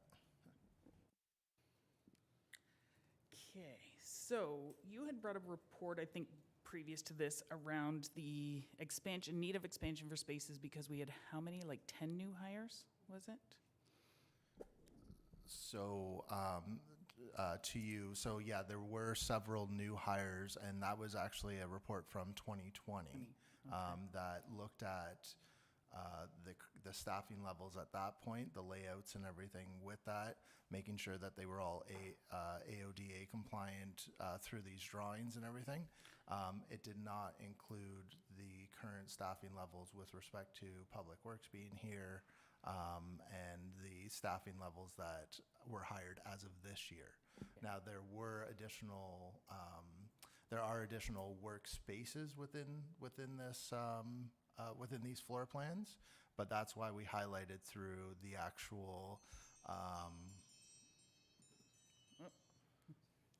Sorry, that's why we highlighted through the motion that we definitely wanted through this consultant period to look at all of the current staffing levels and to make sure that from a town hall perspective that all the staffing is covered off within these workspaces. So Yeah, because I guess my question is, if Public Works stays and we grow, are we still going to be able to fit in this space? We know that the two towns south of us have both grown out of their spaces, and I mean, we don't want to see that happen, but what is the potential? We spend the money on the fix, and we still need to expand. Yeah. So, to you, Councillor Schumacher, that is part of this consultant to look at and also estimate out with our ongoing growth of how long can we fit within these drawings, within this plan and everything like that in this building. Because I'll be honest, if we continue on with the staffing aspect that we have, you know, building selfishly growing 2 or 3 staff over the last 2 or 3 years, at some point there may be a need to expand out. The interesting concept with this particular building, because it is attached to a public forum being the Algonquin Theatre, to get rid of it as a town asset like we have with, you know, the train station and things like that, I don't think you'll be able to do that. So there are sustainability measures, like with respect to insulation, the roof system, and things like that, that in a staffing perception need to occur to help sustain this building, right? So if down the road, and I can't imagine, you know, when we would be too large to grow out, or, you know, what's going on with Public Works, I have no idea. It's just, we brought these forward and we know that it'll match the town hall staffing level at this point. So I don't know. I think the CEO would like to chime in. Yeah.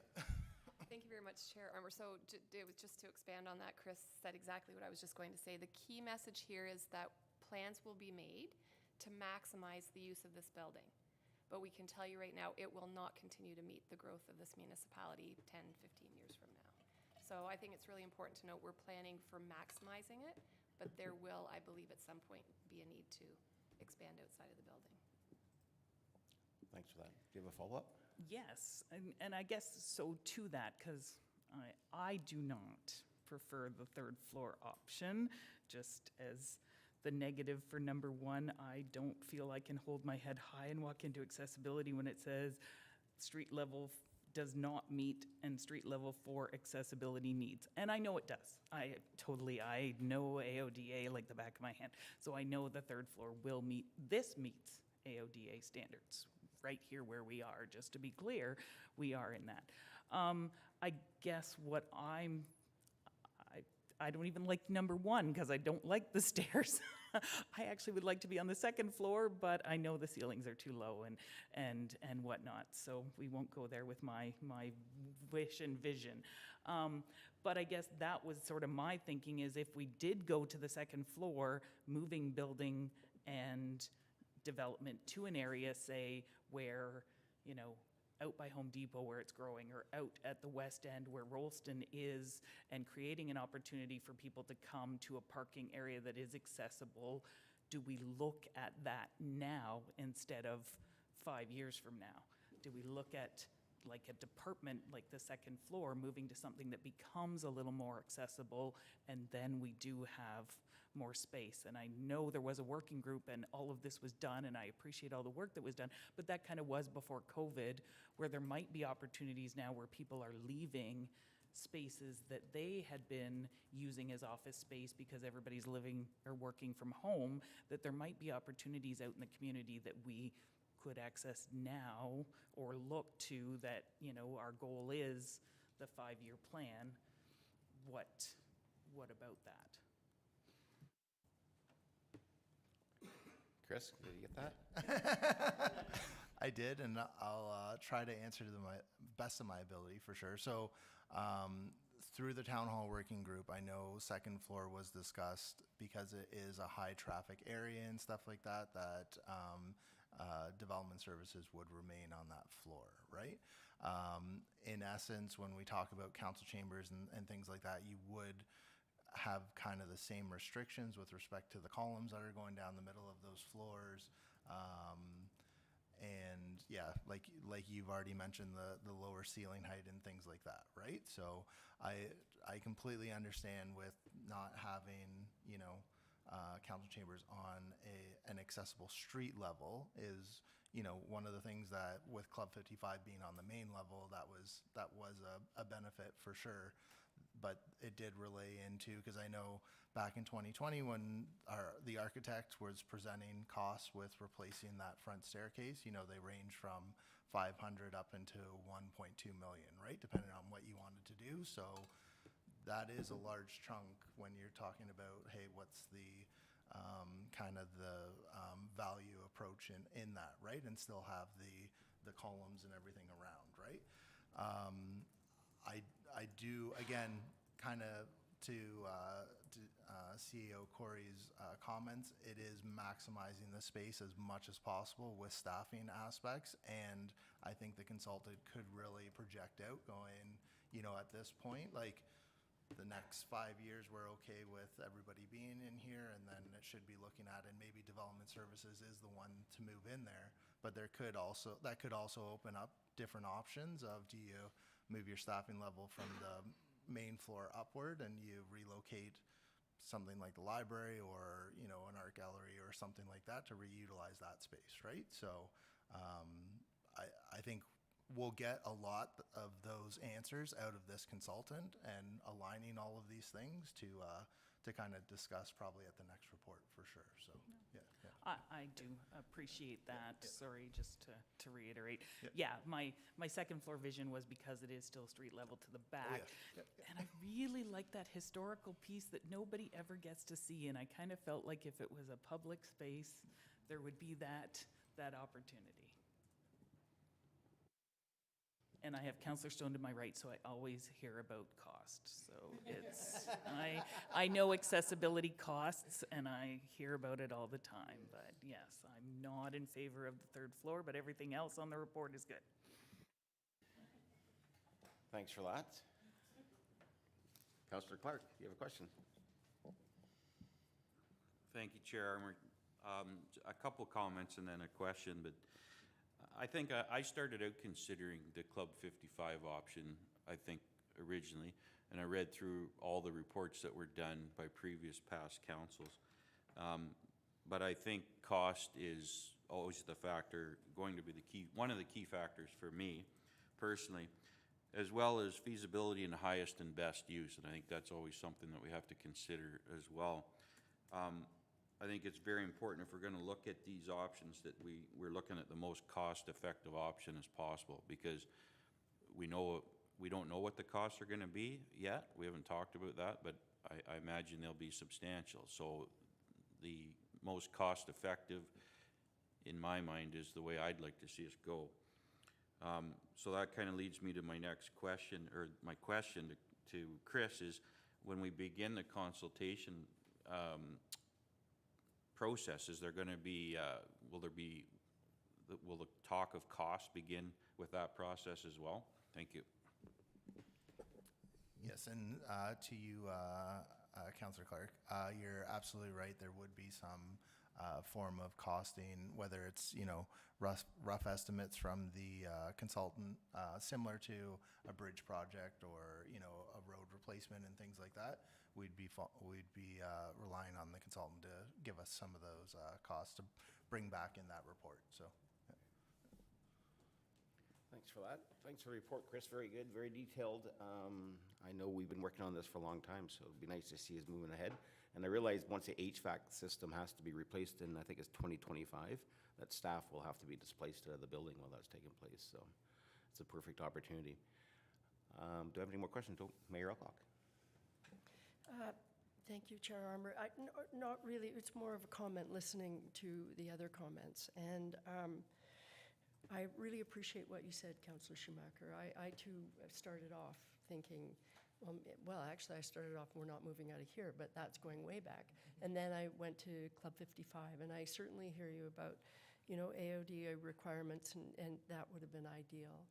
I'm convinced, having talked to Chris about, the switch on the third floor, that it's a whole lot better. It's, it's one-on-one, it's 1-to-1 versus 6-to-1, and Can I be clear? It's not AODA, it's the fire safety that's really the issue, that it's not the AODA, this meets AODA. All right, but nevertheless, as you pointed out, we're currently compliant and it really sucks. So this is a much better system from that perspective. So the other is the question of we will expand and all of that stuff. But ostensibly, I love the fact that our town hall civic activity occurs on the main street of our downtown. And it's in a heritage building that needs some tender loving care, and it has for a long time. So what's being proposed is doing energy renovation, energy retrofits. It's making this building, it's not sustainable the way we currently function.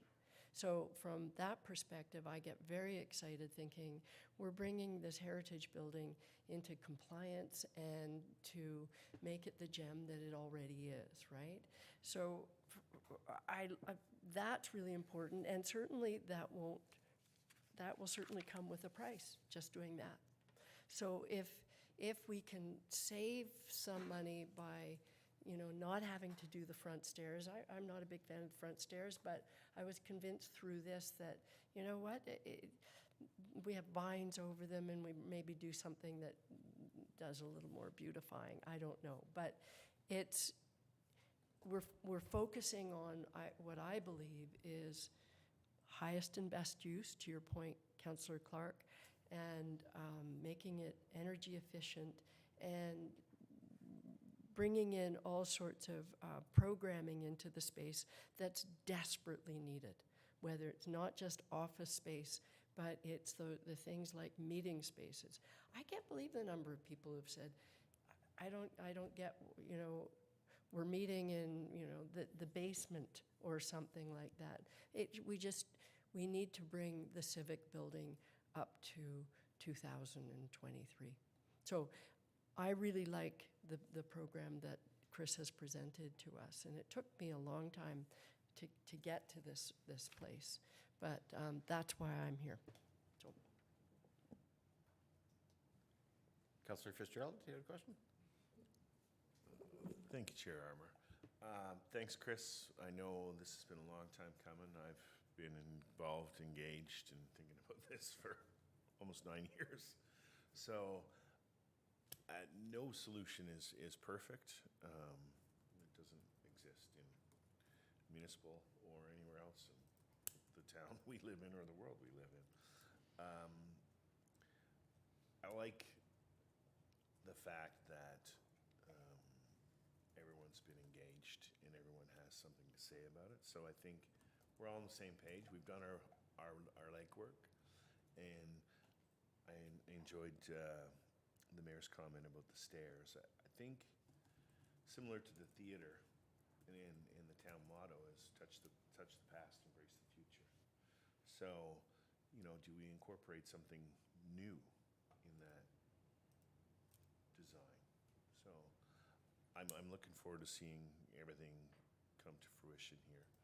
And I know it's going to be expensive, but we can't not do it and let it deteriorate and meet the future needs of the community. So onward. Good, thanks for that. I don't really have a question, but I would assume as we go forward, there'll probably be some energy grants out there that'll probably help assist with the cost as we go forward. Yeah, so to you, Councillor Armour, you're absolutely correct. That was the whole premise of getting the energy audit and these drawings and everything put forward, that if something does come up with respect to grant, then we'll kind of be ahead of the curve, right? Of, hey, we've got a plan in place, we want it to happen at this date, and we'll be able to work with our ECDEV group to actually apply for those things, so. Yeah. Perfect, shovel ready. Oh, Councillor Fitzgerald? I forgot to mention one thing, and maybe I've overlooked it on the drawings, but is there any consideration of having a small space that councillors, when required, can share or use? I know there's times when I'm here. I would really appreciate half hour of a space to disappear in, or to meet someone, not necessarily a meeting room, to have a private conversation. So hopefully that's consideration somewhere in this. So I can very briefly go over the drawings if you'd like. Basically, as Mayor Alcock has highlighted, every floor does have a meeting room space, and as highlighted within the plan right now, this being the mayor's office, the CAO's office, you know, I'll call them department areas. Obviously, it says clerk's department, it says human resources. It doesn't necessarily mean that those are tied in, but it made sense with what was going on with these floors. And like I said, meeting room area right in that aspect. So it was kind of a thought of that could happen. And then right off the council chambers, there's also a meeting room area that could be utilized for those closed sessions. So when you get into the, full in-person or whatnot, then council could literally get up and move over and go in there. Or if there's something that a council member needs to excuse themselves, they can actually go into a meeting room space as opposed to, being somewhere else on the lunchroom or the second floor, right? So second floor quickly, again, meeting room space here. This is first floor, my apologies. Meeting room space, again, incorporating counter aspects, more open space with respect to cubicles being utilized and directors and managers being allocated office space. And then second floor entity, again, counter space, meeting room space, and then the idea of kind of these hub desks area where there's satellite aspects that if we do have staff that are working remotely, they do have the areas to come in and utilize those areas. So pretty quick and brief, but yeah, if there are any questions, that's it. So yeah. He has a follow-up. Thank you, Chair. I'm thinking about more spontaneous. I know Councillor Stone spends a lot of time here, and some of the other councillors, and we don't know what the future's going to hold. It seems to me whenever I am here and I need a space, the meeting rooms are all booked. And do we want, I'm just asking if we can, meet minimum requirements, that we can sneak a room in there somewhere. I guess they could always use the vault. Be nice and quiet. Councillor Schumacher? Well, I was going to say, at my other job, we have hotel spots, right? You have offices that they call hoteling options, right? So. Anyhow, I think that Chris has taken note to that for sure. So we should probably be moving on here. So we have the recommendation as read. Is everybody in favor? Those opposed? And that carries.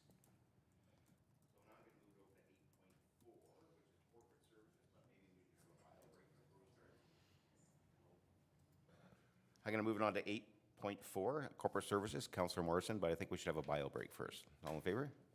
Excellent.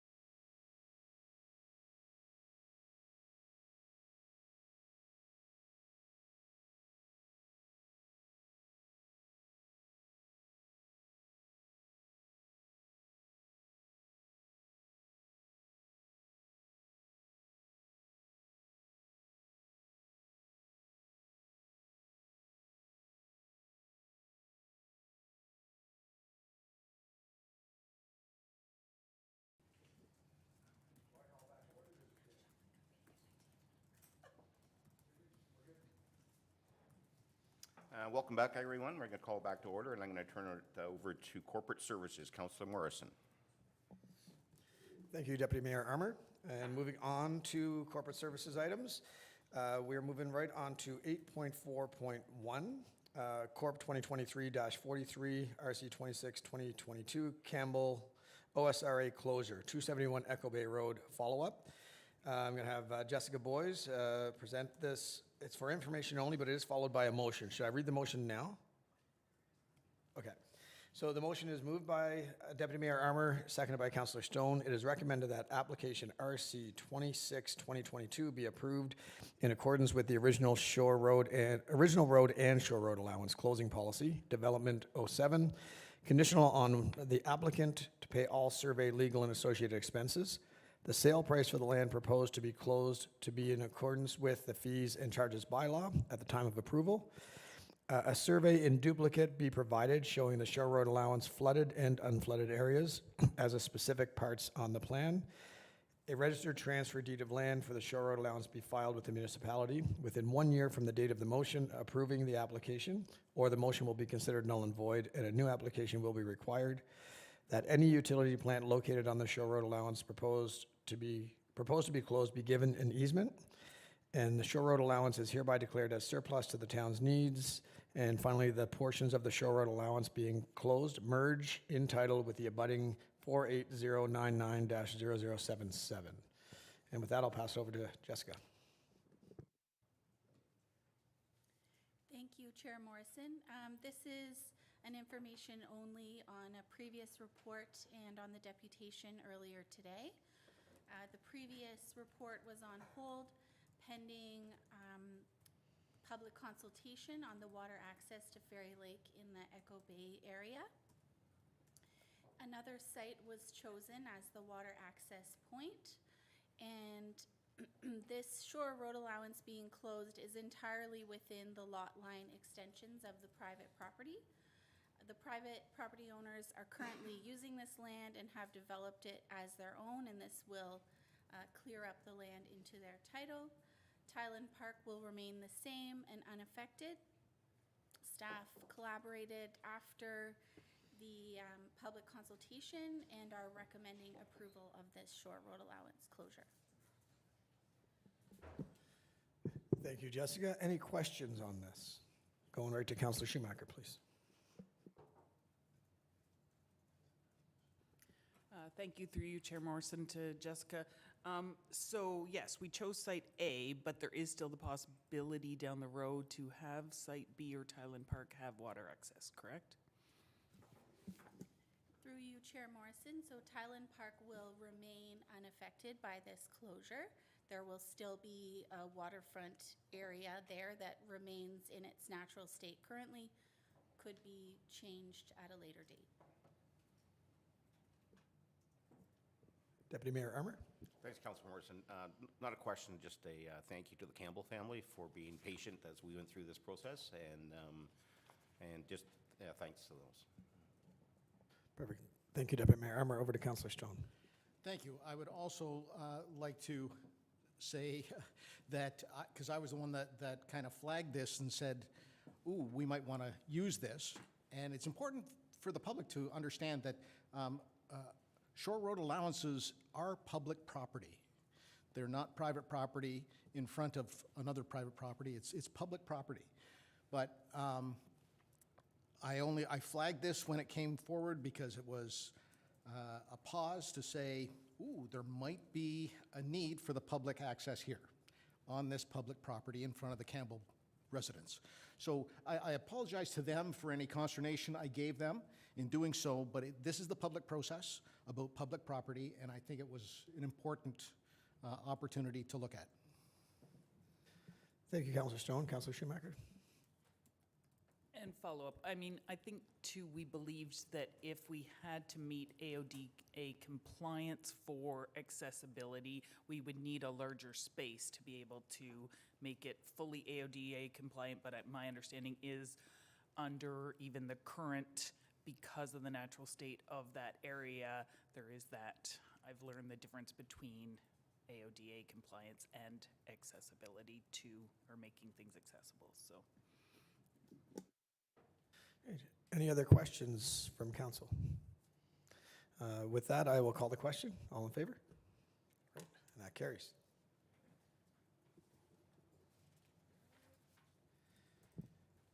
Okay, moving right along to 8.4.2.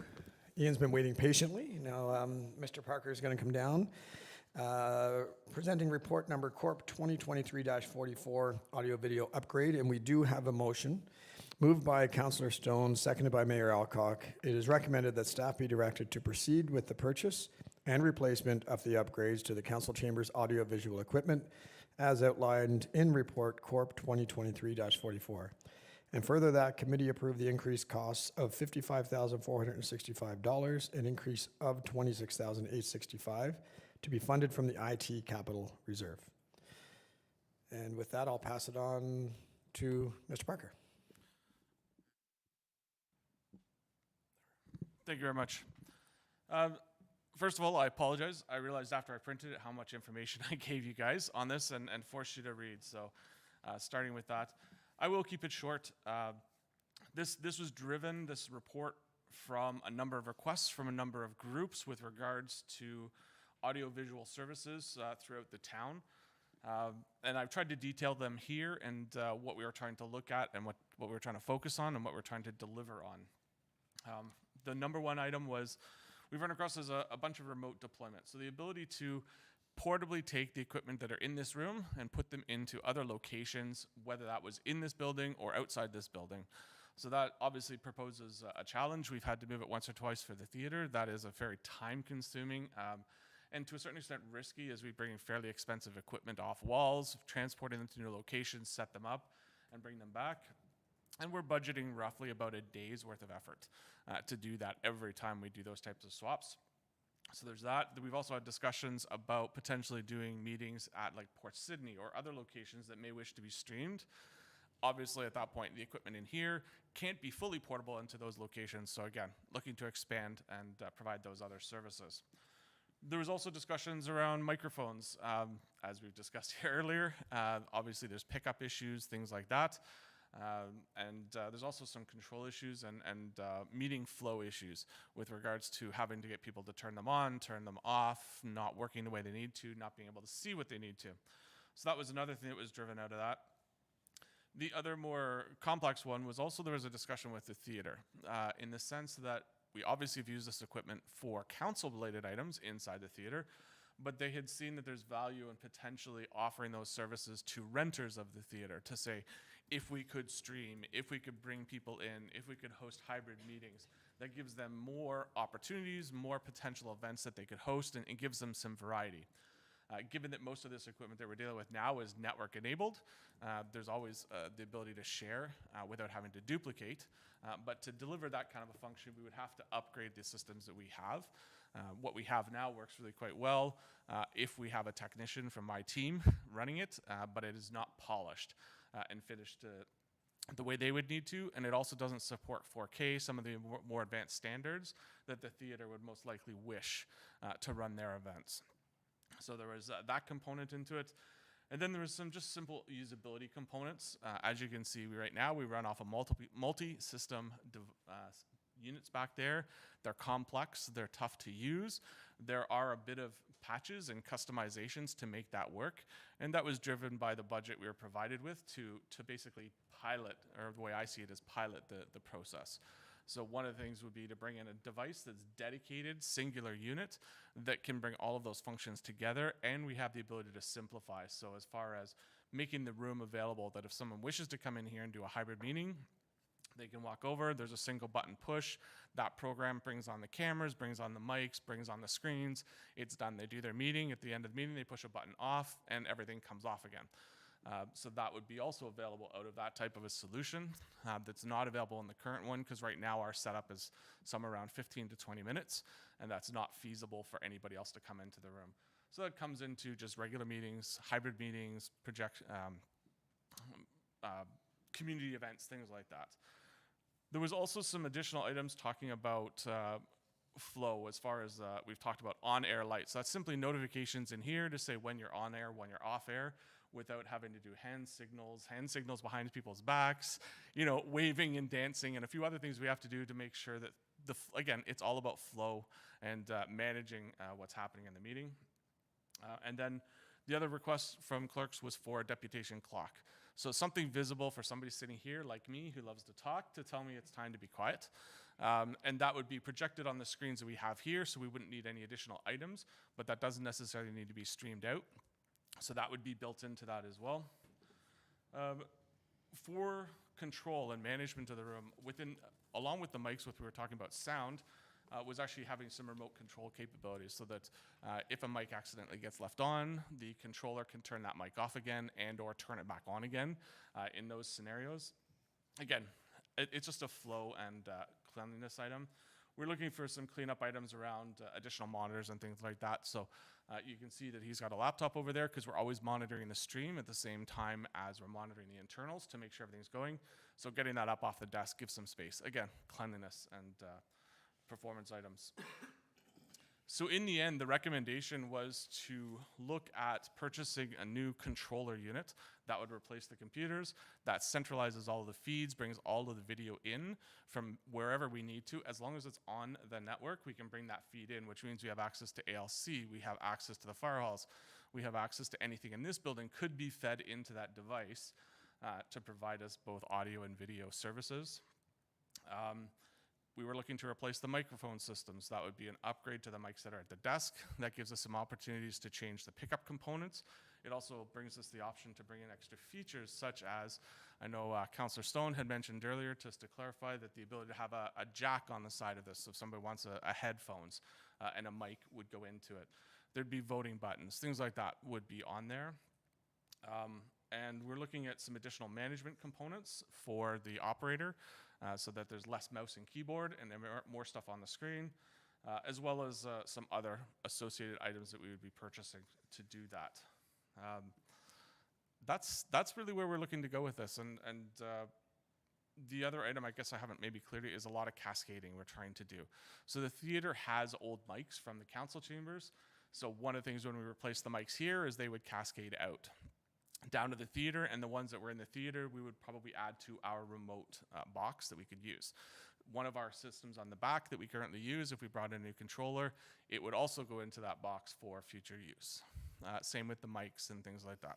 So, the mic amps. So the whole goal here is to cascade as much as possible. Very little of it would be lost and come to end of life. It's just being repurposed to its next level down for that expense. So if there's any questions on what I've presented. Thank you very much, Mr. Park, and I'm assuming there are going to be some questions for sure, and I'll start with Mayor Alcock. Thank you, Chair Morrison, and thank you, Ian, for that presentation. It's very exciting. All of the things that we continue to have problems with will be fixed. Isn't that cool? So clearly I'm supportive. I do have a question, though, about some of those additional items. Are they just such as the deputation clock? Does that add to the proposed expense, or is that just when you're ordering a package of this nature, you can have a couple of add-ons? Through you, Chair. The answer to that is the central control unit that we'd be looking at, it's an available option built into that. So it becomes available by purchasing that. There's certainly other options if we didn't buy a central unit, but bringing it all together into one package is the best way to do it. May I have a follow-up? Is that okay?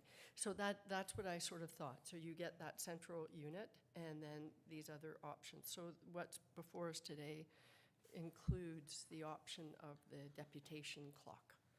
Is that a costly thing? I'm just wondering, I know it's a request, and I hear you about if you're doing a deputation, if it's 4 people doing a deputation they want to see, then it helps them. Maybe there's a real benefit, but I wasn't sure. Is that something that's, like, do you have an idea what that would be? Through you, Chair. Yes, the answer is those central control units are not inexpensive, unfortunately. They are documented here that there's sort of a mid-grade unit was about $13,000 to purchase. And then the upper grade one the one that we're recommending is about $28,000 for that controller. Right, so I'm not questioning the central unit. That I'm totally on board with. But I had understood some of these other things, the add-ons, once you get that unit, then you can buy the add-on. So that was really just what I was asking. Was I about apologize. One of the add-ons, that's all. Yeah, so I didn't see a cost associated with the deputation. so there's no cost for that. That's built into, And you that buy your was my central, you question. get that particular was my feature set. question. And that was my question, because there wasn't a line, and I just assumed that. All of that to say, I'm very supportive, thank you very much. Okay. Thank you, Mayor Alcock. Over to you, Councillor Schumacher. Thank you. You had me at the ability to move to the Port Sydney Hall. Yes, I appreciate the remote, because yes, currently until there's a new council chamber, we're meeting accessibility in Partners Hall, and we have one mic that we carry around as the chair. So I'm excited that this could at least alleviate, I know there's some very concerns with that. Is that correct? This will help? Through you, Chair. Yes, that is the goal, is to put something together, and it could be used internally as well as to those other locations. And are we able to do hybrid there as well? Because we do have somebody who would like to be able to stream in. Correct. Awesome. Sorry, to be clear, through you, Chair, yes, the answer is that yes. We would be transferring part of the equipment we're currently using down there along with the other components, and the goal is to provide at least a light version of what is available in the council. It's not going to have all the camera sets, it's not going to have all the views, but it will at least give us a basic setup to get that going. Okay, thank you. Councillor Stone, then Councillor Renwick.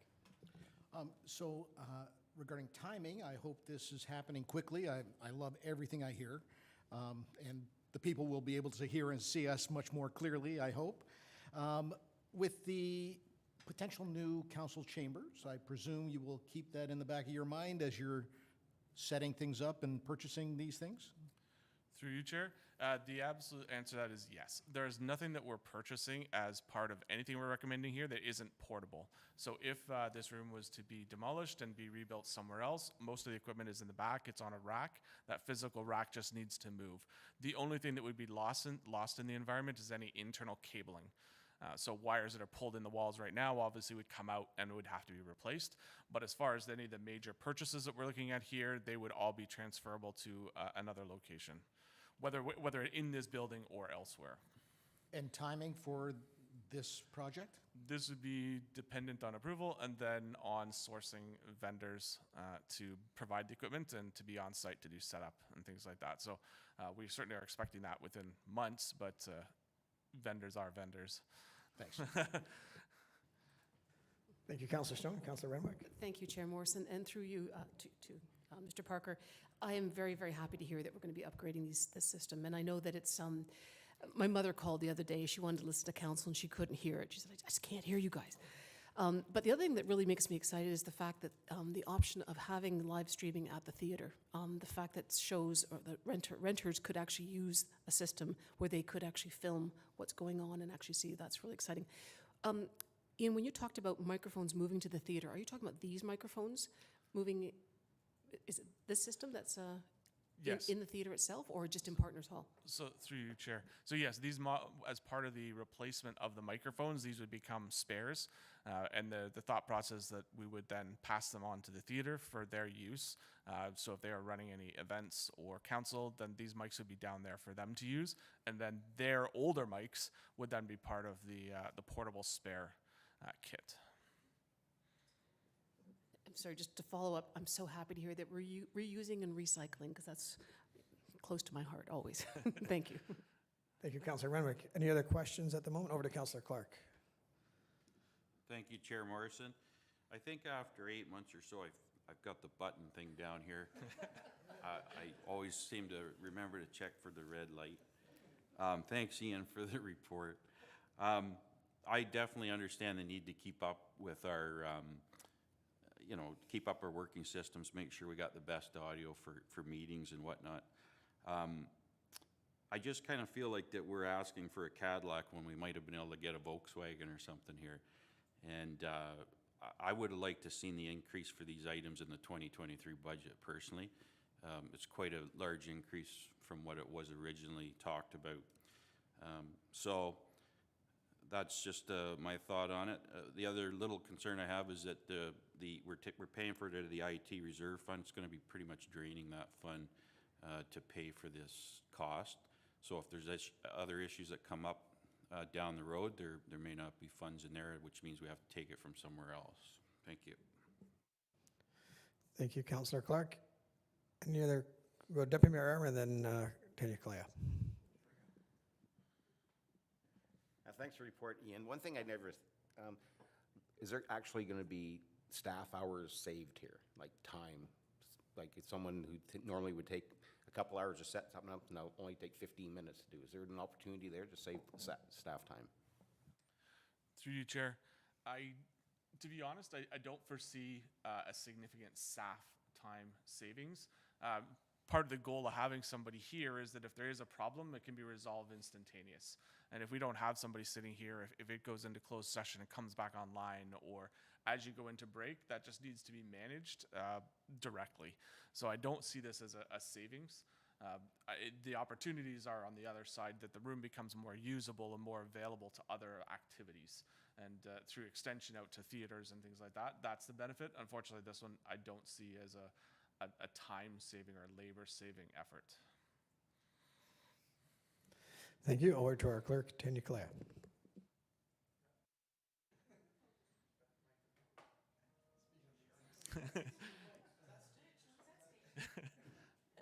It was not. If I could ask, Ian, would you be able to explain just briefly how the, because people at home who are trying to hear, how it has to go through multiple systems, it's to get to, for them to hear, like Boxcast and all that stuff. It's not just a simple of us speaking and it going, it goes through multiple systems. So it's not always us in our system. The other thing is, if you could just please add about the assisted listening devices. I know some of our members of the public need to use those, and what that will entail down in Partners Hall and stuff like that. Thank you. Through you, Chair. So the mic services in this room, obviously they're collected from the mics in front of us. They are routed to a device in the back. It's called a Crestron unit that accepts all those mic feeds. It then splits that mic feed out into a number of components. One of them is to the speakers within this room that are then balanced side to side, depending on which side of the room you're speaking on.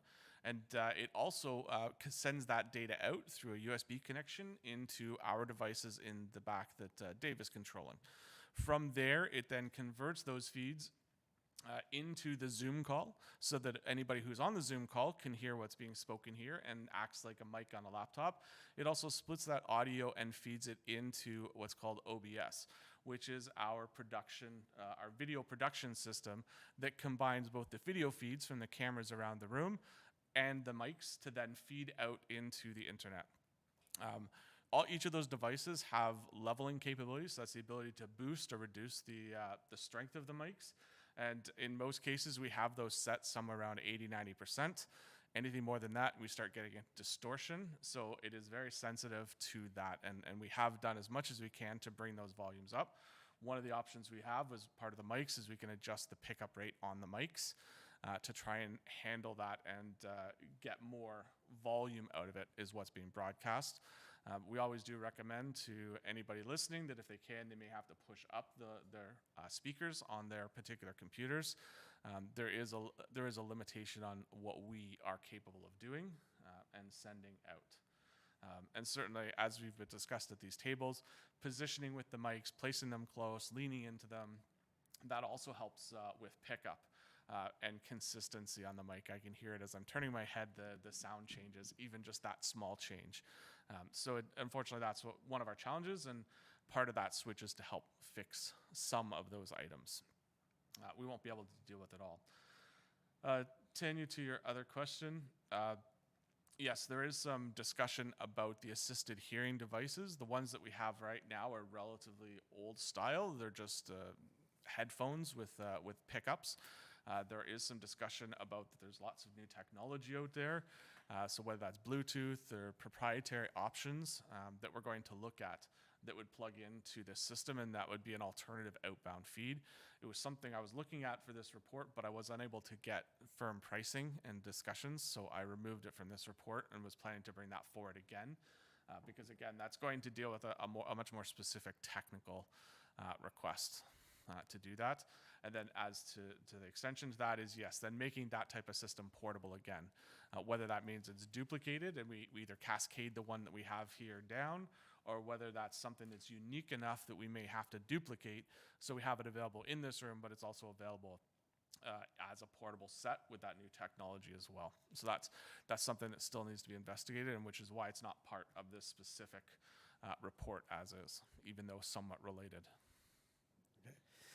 Thank you, Mr. Parker, for making me feel wholly inadequate in your presence and wanting my kids to go into your field, because there'll always be a need for sure. And that is a great point, Tina Clay. That's some the assisted listening devices, I think, is very, very important. So that's something to highlight.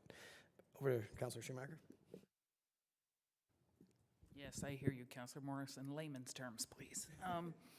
Yeah, no, I appreciate Kurt Clay bringing that up, because we do have, with accessibility, someone who has auditory issues and does find it very difficult currently, because we hold accessibility down in Partners Hall with the echoing. So, and it just will allow some more legitimacy to that meeting. And I was thinking of another point, and it now has totally escaped me. So I will defer. We can always come back to you. Any other questions? Okay, I will make a comment. I'm with Councillor Clark on this. I mean, we're starting to wear our save the taxpayer money in the current budget or the next budget hats, and I know Councillor Clark and I are having a lot of discussions about that.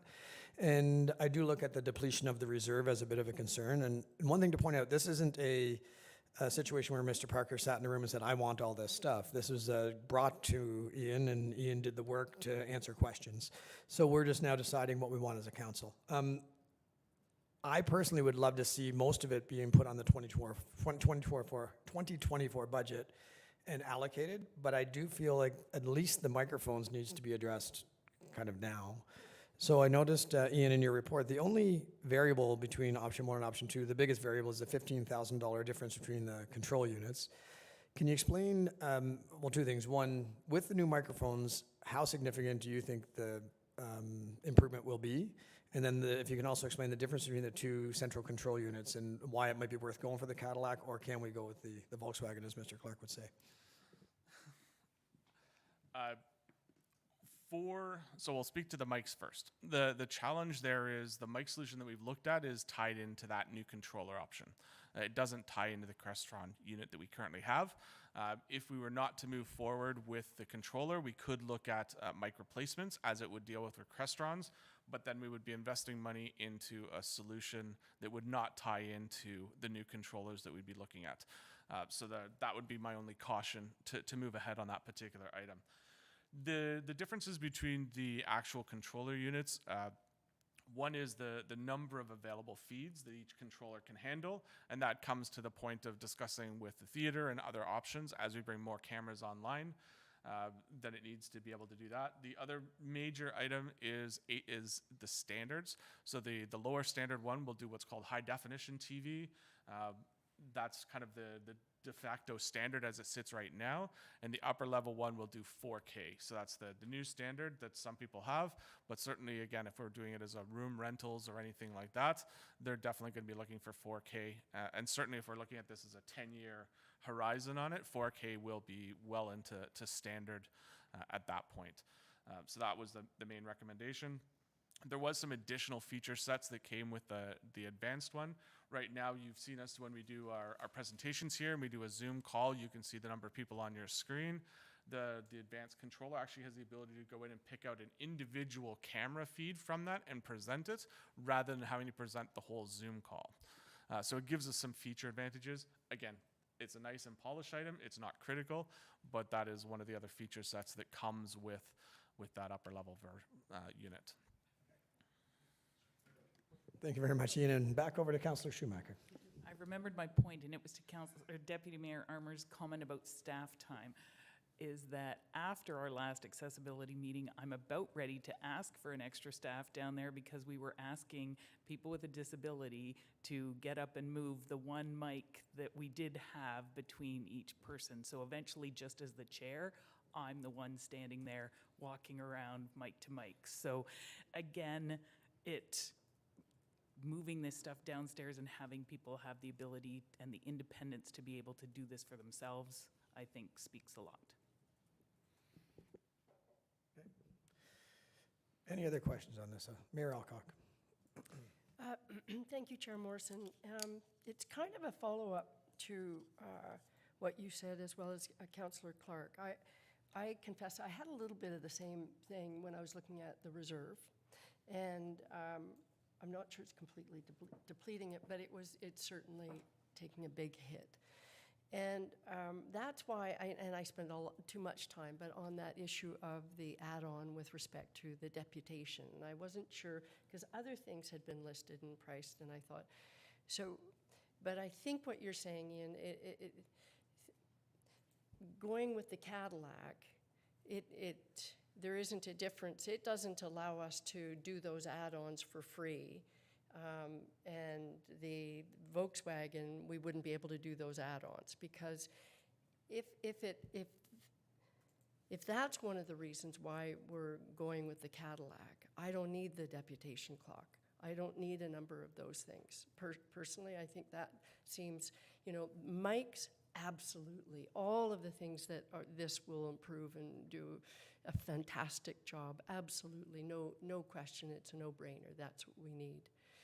But I think and I think you're saying it doesn't make a difference. It's, whether you're going for the Volkswagen or the Cadillac, either one of them do those add-ons for free. Through you, Chair. The answer is yes. Although those add-ons that you discussed, the clocks and things like that, they would be available under either of the options. The only really notable item that's different between the two from a feature set is the more expensive one includes what's called Live Panel, which gives it's a new way to control it for the operator. Instead of keyboard and mouse, it gives a larger touch screen or a tablet or something like that can be moved around the room. So it provides some feature sets that's included in the premium one, but outside of that, the other features you discussed would be available on either.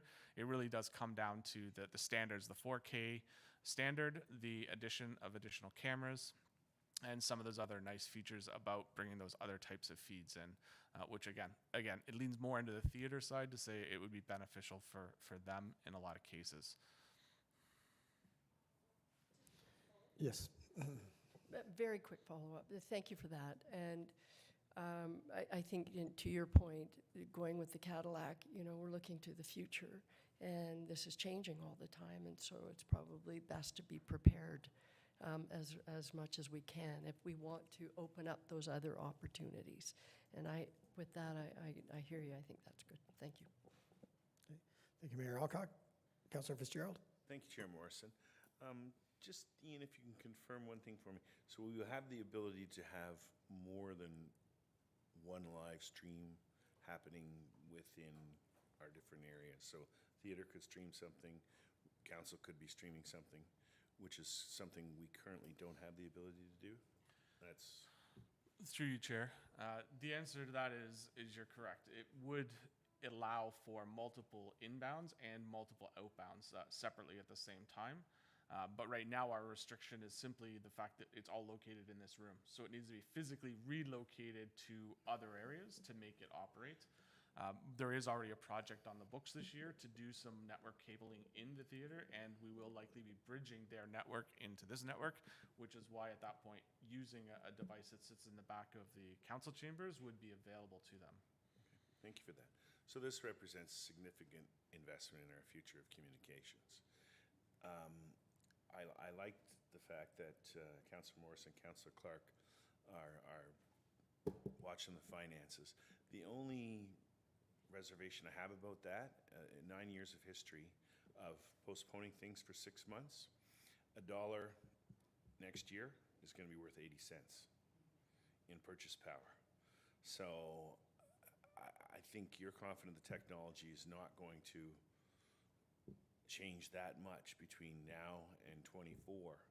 I think financially responsible thing to do would be to use the dollar that's worth $1 today. Thank you, Councillor Fitzgerald. Very good point. Deputy Mayor Ermer.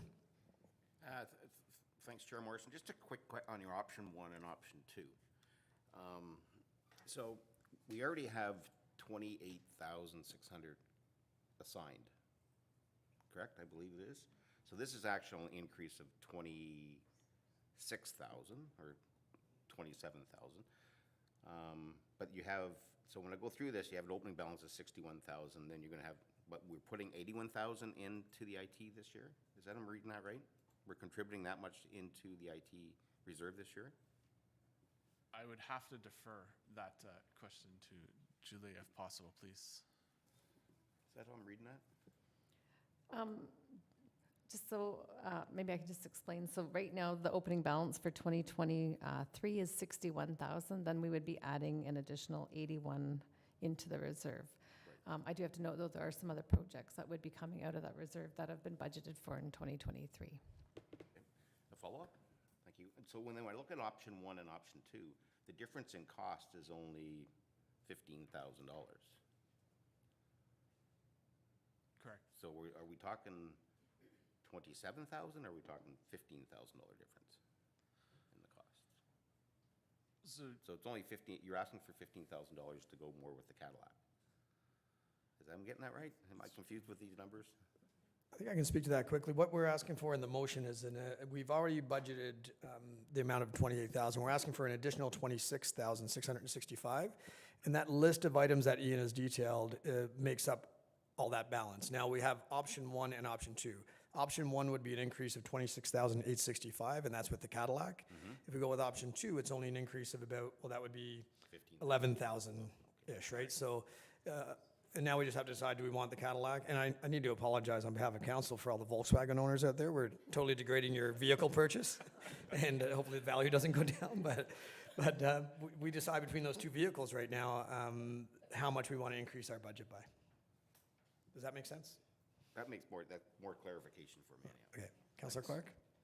Thank you, Chair Morrison. So here's my thought, and I apologize to Clerk Tanya, but I don't have a problem with the Cadillac. I just have a problem with the Cadillac right now. I would like to put a motion on the floor that we consider what Ian's asking for, but considered in 2024. If there's an appetite for that around the table. Okay, we're not allowed to do a straw vote, but does anybody have any questions or comments about Councillor Clark's comment? Before we discuss a motion. Yeah, so we have a motion on the floor now. What Councillor Clark could be proposing is an amendment to that motion to push it to the 2024 budget. Would that be right, Tanya? Okay. Yes, absolutely. Before we propose that amendment, we'll go to Mayor Alcock. Thank you, Chair Morrison. So just so I understand what Councillor Clark is doing, so you're proposing to put the whole proposal? So you wouldn't be going ahead with anything at this point? Okay. I believe Councillor Clark would still go forward with the original budgeted items that we've already approved, but it's not the increase of the 26,000, right? But that's not how this presents. I would ask, maybe if I may, I apologize. If the way we're being asked is to support a particular option. If the amendment is saying to put that off until the next budget cycle, then I'm not sure where the direction is to go forward with an option. That's what I'm confused about. Yeah, I believe if we amend and don't do this in the 2023 budget, it doesn't mean the original work that we've already approved for 2023 doesn't get done. So that original $28,000 or whatever it was is still in motion for the other items. What we're asking for now is an increase to allow for the central control unit, the microphones, and all these things on this list. The stuff that's already approved is not in this list, right? Okay, yeah. I'm going to throw it to Ian in 1 second, but I don't know if what we've already approved in the 28,600, it won't cover either option.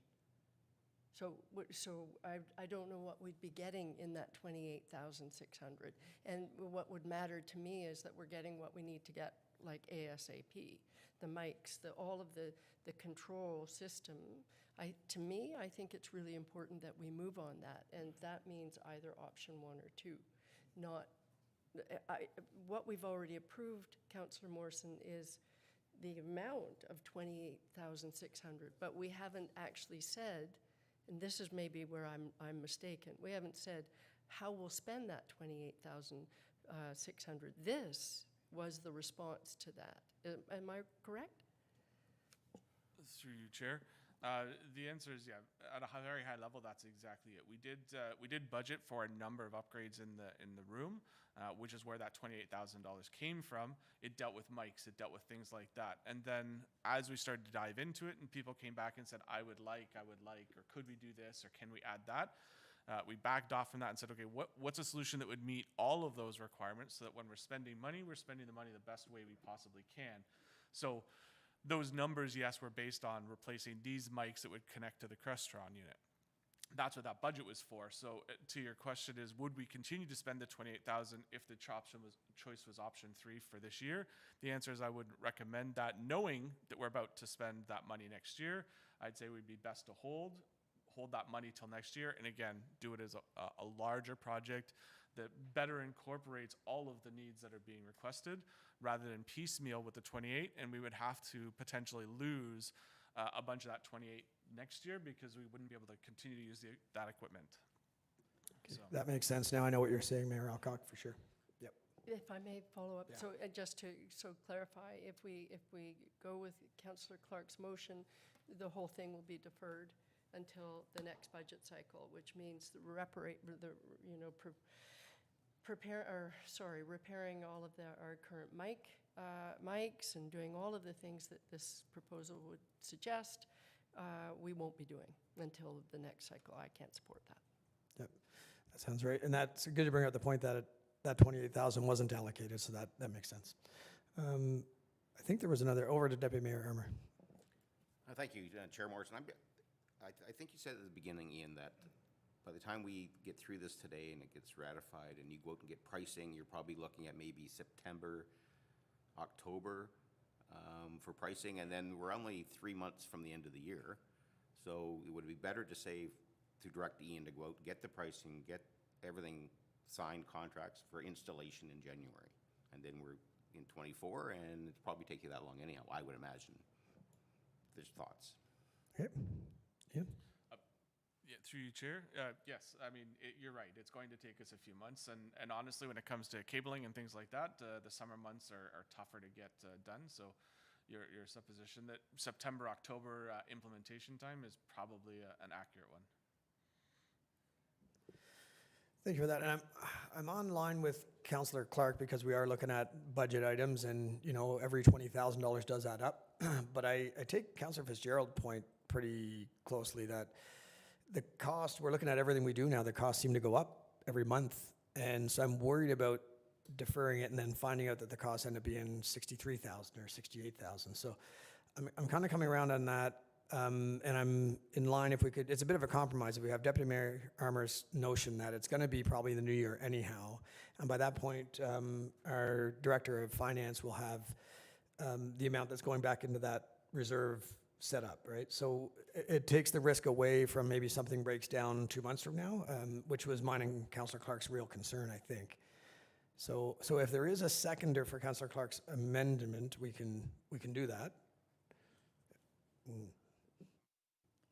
I'd be willing to take the motion off the table. It doesn't seem like there's an appetite. I can count, so I think there's not an appetite for that, so I'd be willing to do that.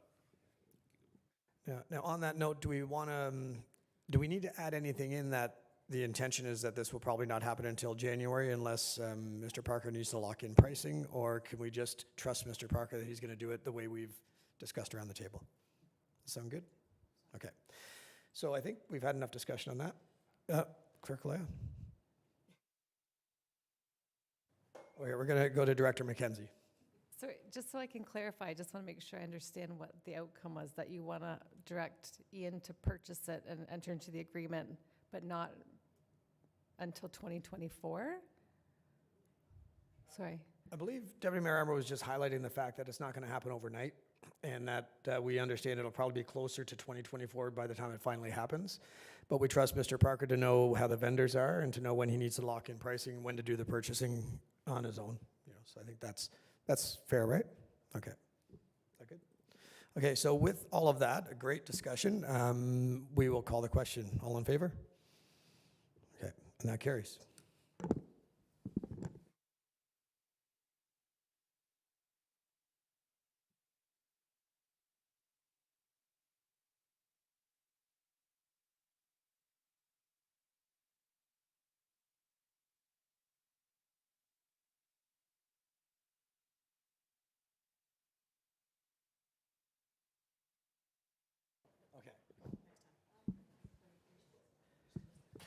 Should I do that now for clarity?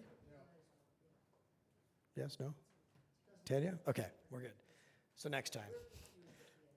I'm so used to unanimous things for this table, right? So, okay, we're going to move on to Director McKenzie with 8.4.3 regarding policy, report number Corp 2023-34, Community Financial Request Policy. And I do have a motion moved by Councillor Fitzgerald, seconded by Councillor Schumacher. It is recommended that committee repeal the small community grants policy and approve the community financial request policy attached to report Corp 2023-34, and further that the amount of $5,000 grants to others be approved as a budget deviation in economic development, municipal accommodation tax, project budget to be funded through the municipal accommodation tax. And further that the remaining amount for small community grants included in the 2023 budget amount of $5,000, be redirected to the Community Financial Request Program, and further that small community grants policy number budget and financial -15 be rescinded. So I'll pass it over to Director McKenzie. Thank you very much for giving us the opportunity to present this policy to you today. It has taken us quite a while to get to this point, and we have done a lot of research and a lot of consensus with staff to try and get us to where the policy is sitting with you guys today. There isn't really no template to follow. We did look out to other municipalities and for a fee waiving policy, and there really isn't one out there, and I think everyone's going to be excited to steal this one from us if it's approved. We do have a small community grants program, and we have heard from the community and from staff that it just doesn't work well. It's very restrictive, and we haven't had a lot of success. We have had some success, but we've just heard from the community that it really needs to be revamped. So that's what we've done for you today. The objectives of this program is to create a more streamlined approach for the application so that people are requesting refund or fee waiving or promotional tickets. It's going to be a one-stop shop on our website, and we'll have it very streamlined. Another objective is to redirect to requests that come directly to council or committee when staff don't have the authority, so that you're not seeing as many deputations at this table. And then also giving the staff the authority to provide support for these community grants, and by providing realistic financial targets so that there is targets set so that staff do have the authority and the ability to offer some of these programs to the community. So I'll just go to the part of your package where it actually has the grant or the draft policy, and that is on page, page 25? Okay, page 105. We do have quite a bit of information on here just to explain the types of requests that we have in this policy. So it could be direct financial requests, so that's actually us giving money out. It could be waiving of fees.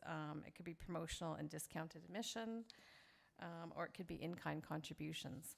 And we also added just to the report, not to the policy, but just an example of requests that we have seen and where you could see that fall into each of those buckets of funding. And that's at the very end of your policy. So what we're proposing is mainly if you go to Appendix A, you'll see the community funding annual limit. So what we're proposing is that council delegates the authority and the amounts to each of these staff members so that they can provide those small community, or they can provide grants in our community. So for example, the manager of aquatics, you would be giving them the authority to provide promotional and discount admission for up to $1,000 per year. And they would also have to report on that. So right now we actually don't have a reporting mechanism when we do provide discounted fees or promotional tickets, that kind of thing. So this would actually provide a mechanism for actually reporting on that. And we did provide a sample report in Appendix B so that you could see how that would look each year. We also have noted in the policy that these limits would be reviewed as part of the budget process each year, so that would be the mechanism there where we could provide any updates. So with the direct financial contributions, that's on the second part of Appendix A, on the second page of Appendix A, and that would be still having the Economic Development Officer oversee giving that money out. It doesn't mean it will only be given for economic development. It could be for community services. It could be for any of the items that are listed in the policy or any of the objectives listed in the policy. We're also recommending that we add an in-kind contribution and that would be mainly to recover staff costs, and that would be for $5,000 as well. So that would bring the economic development officer's kind of budget up to about $10,000 overall.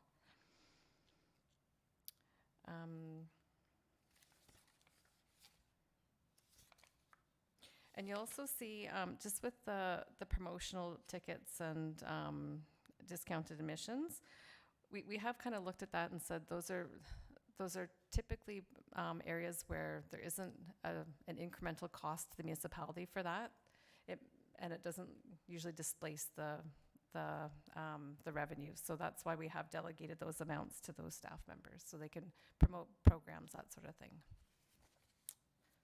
So I'm available for any questions. Thank you, Director McKenzie. Any questions? We'll start with Mayor Alcock. Thank you, through you, Mr. Chair, to Director McKenzie. Thank you, great report, and so exciting to see and also suggest that it increase. But I do have a couple of questions. One, the reference to the delegated to staff, and I think that makes all the sense in the world. But I think in the policy under assessment process, there's a reference to staff plus the chair of Economic Development Committee. So I don't think we have one of those, and I'm not sure that you meant that to be in there, unless I'm misunderstanding. Under assessment process? I should have identified the page. 109, apparently. So maybe that was just a typo? I don't, anyway, that I'm sure can be, that's not a biggie, because you didn't mean for that to be there, right? Sorry, I'm trying to locate it, but I think the deputy clerk has indicated it might be on the existing policy that we're repealing. Is that correct? That's the, okay, and I couldn't tell if that was, all right, so that might explain, because under the new policy refers to funding not-for-profits, right? And that is that the same as the old policy where it has to have a board with a minimum of 3 members? So we have taken that requirement out. So completely. Why did I miss all that? Sorry, Julia, because I those are the only 2. I liked what you talked about in your note, and then I saw those other 2 things. So that's completely. If I gave you an example, can you respond?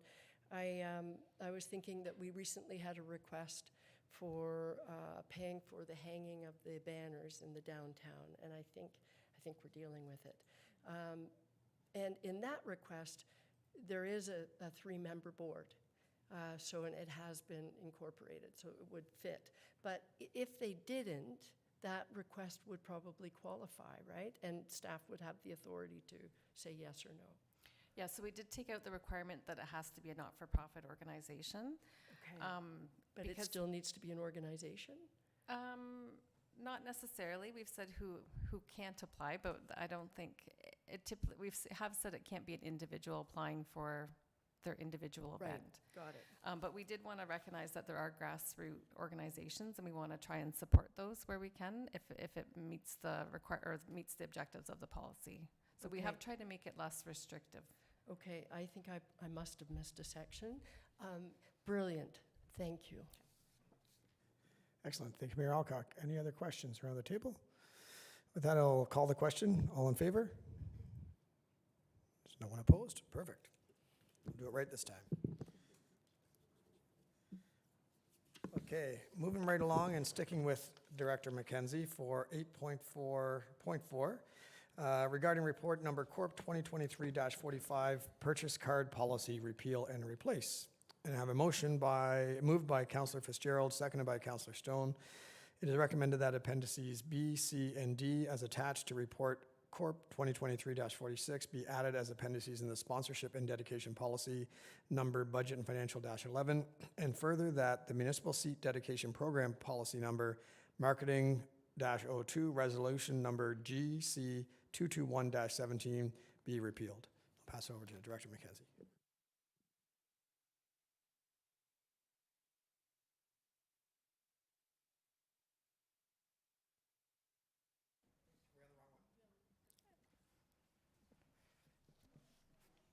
Sorry, the purchase.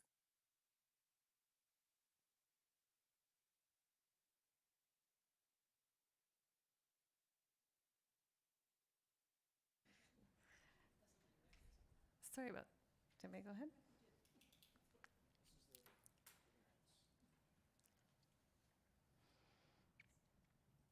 Oh, you know what? No, I believe you're right. I have a different motion here. Does this look, I have one that has in further that the resolution numbers be rescinded and has all the numbers. I think that's the one we're supposed to be doing, right? Okay, so let me reread that. I have a motion moved by Deputy Mayor Armour, seconded by Councillor Renwick. It is recommended that committee approve the purchase card policy as attached to report Corp 2023-45, and further that the following resolution numbers be rescinded. FA 23-07, 58-07, FA 199-07, FA 14-09, and FA 55-10. Okay, we're back on track. Sorry about that, everybody. I don't have much to add to this. This is mainly just a reformat and just updating titles in the policy, and also just to add the eligibility for non-Canadian purchases, because we do purchase items out of the United States. All right. Any questions around that presentation? I think with that, I'll call the question. All in favor? All right. We're going to move along. It's going to seem like a bit of deja vu here as I read something over again. So this one is the 8.4.5, Director McKenzie, regarding report, and stop me if I'm in the middle of messing up again. I won't be offended. I don't have an ego. It'll just save me some embarrassment. So report number Corp 2023-46, sponsorship and dedication policy, appendix B, C, and D. I do have a motion moved by Councillor Fitzgerald and seconded by Councillor Stone. It is recommended that appendices B, C, and D as attached to report Corp 2023-46 be added as appendices in the sponsorship and dedication policy number budget and financial -11. And further that the municipal seat dedication program policy number marketing -02 resolution number GC 221-17 be repealed. I'll pass it over to Director McKenzie. Thank you, and I do apologize because this policy keeps coming forward.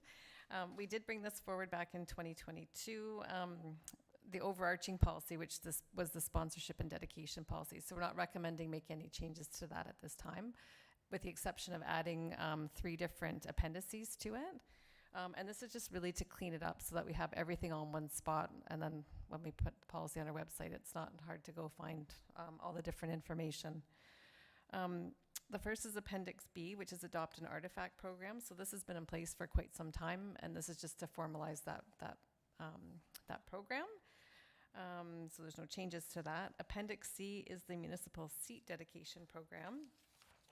And this was originally done as a marketing policy. So we just recommend that we rescind this policy and add it to this, the overall arching policy. And Appendix D is just general program sponsorship. So this is just to encompass general sponsorship. So if we have printing of the theater tickets, or if we want to put something on glasses, that sort of thing. And so it just formalizes pretty much what we've been doing in the past. And it's just to keep everything so that it's all underarching under that one policy, so that we're kind of keeping with the same spirit of that policy. Thank you, Director McKenzie. Any questions on that update? We'll go to Mayor Alcock, please. I'm nervous now. Thank you, Chair Morrison, because I thought I read things, and so, and it's a very quick question. It could be that this is just additional information. I noticed with the artifact policy, I thought that was great. I really like that a lot.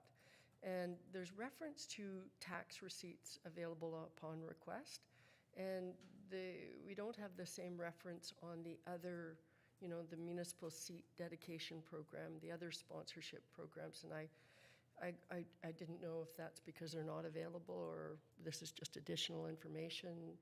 Anyway, that's my question. Are they available on the others? Thank you for that catch. I do believe it's actually on the overarching policy, but I'll check that. But I think it's just an administrative change. I'll go through and make sure that we've got that correct. Okay, that's but great. It would Thank be you. available to programs where it meets the definition of a donation. And that's what I had thought. So and maybe when you explained that this was additional too. So probably it's in the overarching. Thanks, Thank you. Julia. Okay. Thank you, Mayor Alcock. Any other questions on that? I do have one quick question. I noticed I think it's Appendix B, maybe C, about the seat naming with the Jack Bionda and the Don Locke. And I wish Mayor or Councillor Cloutier would know better, but does that contravene our contract with the Otters, how they have sponsorship rights within the arenas?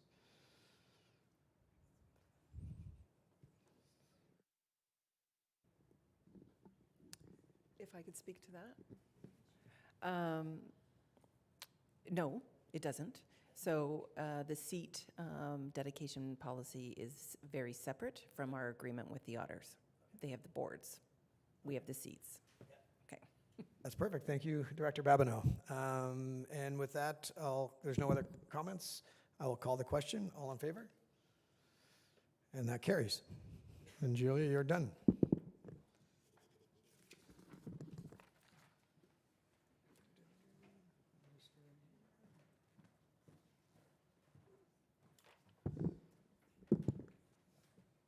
Okay, moving on to 8.4.6 with Riva Frame regarding report number Corp-2023-47, Better Homes, Huntsville-number 2. Now, okay, I have a motion moved by Councillor Renwick and seconded by Mayor Alcock. It is recommended that committee direct staff to include the $2 million contribution to the Better Homes Huntsville program as approved in the 2023 consolidated budget in the final Federation of Canadian Municipalities Community Efficiency Financing application. I'll pass it over to Ms. Frame to explain. Thank you, Chair Morrison. So I just wanted to provide a little bit of context to this report and this program. Over the past 2 years, the town has been working with a charitable environmental organization called the Clean Air Partnership. They're part of the Better Homes Ontario Consortium. The purpose of that consortium is to help smaller municipalities deliver home retrofit programs under the FCM Community Efficiency Financing Initiative. So this initiative is offered through the Green Municipal Fund, and that's funded by the federal government. In June of last year, General Committee approved moving forward with this FCM program application, and that includes setting aside funds into a separate reserve that need to be readily available for the program use. So during the 2023 budget process, Council did approve a $2 million contribution from the Working Funds Reserve into a dedicated Better Homes Huntsville Reserve. So once the program is utilized by property owners in Huntsville, this Better Homes Huntsville Reserve, along with the approved grants and loans from the Green Municipal Fund, will be paid out to cover the cost of the home retrofit. And then these loans will be added to the property tax roll by way of a local improvement charge, or LIC for short. So this means that the loans are tied to the property itself, not the specific property owners, and they will be repaid over time. So the town won't be out that money. the town's contribution will be fully recovered, but the funds need to be available because they are in fact paid out and then recovered over time. So once the application is submitted for this program and approved, we will bring another staff report forward with the details of how the program will work specifically. So the reason that this report is necessary today is that we need to confirm the town's contribution prior to submitting the final application. So further clarification has recently come to light that the town's contribution should be based on the total program costs, not the total Green Municipal Fund loan amount that's being requested. So the original $2 million contribution that's currently approved in the 2023 budget was based on 20% of the maximum Green Municipal Fund loan amount rather than the total program costs.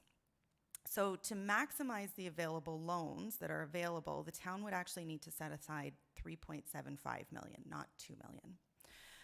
The town's current approved contribution of $2 million means that the total project costs would be about $10 million and would result in total funding from the Green Municipal Fund of $8 million.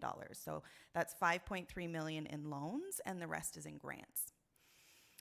So the appendix in the staff report outlines several program scenarios with varying town contribution levels. At the end of 2022, the reserve balances totaled approximately $21 million. However, over $17 million of that are funds that have already been set aside for specific purposes. At this point, staff are recommending that the town's currently approved $2 million contribution remain unchanged. This is largely due to the fact that these funds need to be specifically set aside. And based on the current reserve situation, it would not be prudent to utilize these funds for this purpose at this time. So I am available for questions. Great, thank you so much. Any questions on that? Good, yeah, great report, very thorough, so we don't have many questions. Thank you so much. And it is very self-explanatory. With that, I will call the question. All in favor? And that carries unanimously. Thank you so much. And now I will pass it back over to Mayor Alcock to take over as chair. Thank you very much, Chair Morrison, and to all of the chairs, doing a great job. Okay, so we're moving along to new business, and we have 3 items, 2 of which, well, we actually have 4 items now, right? Anyway, we have 4 items. We'll start with the first item, 9.1, shoulders on municipal roads.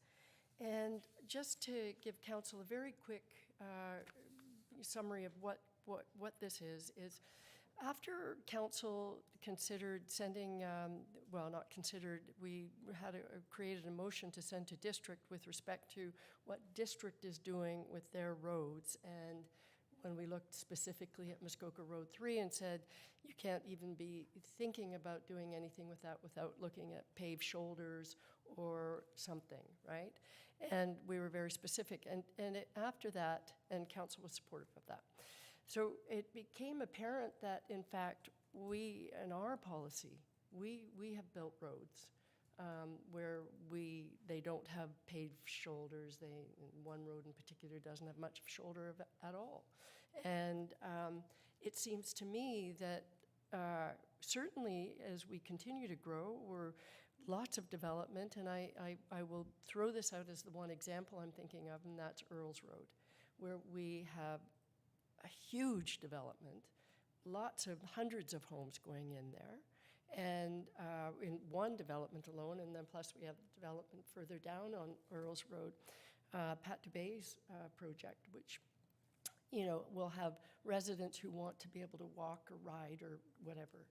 And we don't have a policy that requires that we do that we consider any form of active transportation or ride, whatever. So I thought council might want to consider, I have a draft motion, and if council would indulge me, I need a mover and a seconder just to put mover seconder. Yeah, I have a motion moved by Councillor Stone, seconded by Councillor Schumacher. It is recommended that staff be directed to create a policy to consider the installation, construction of sidewalks, active transportation lanes, and/or paved shoulders as part of the annual budget process.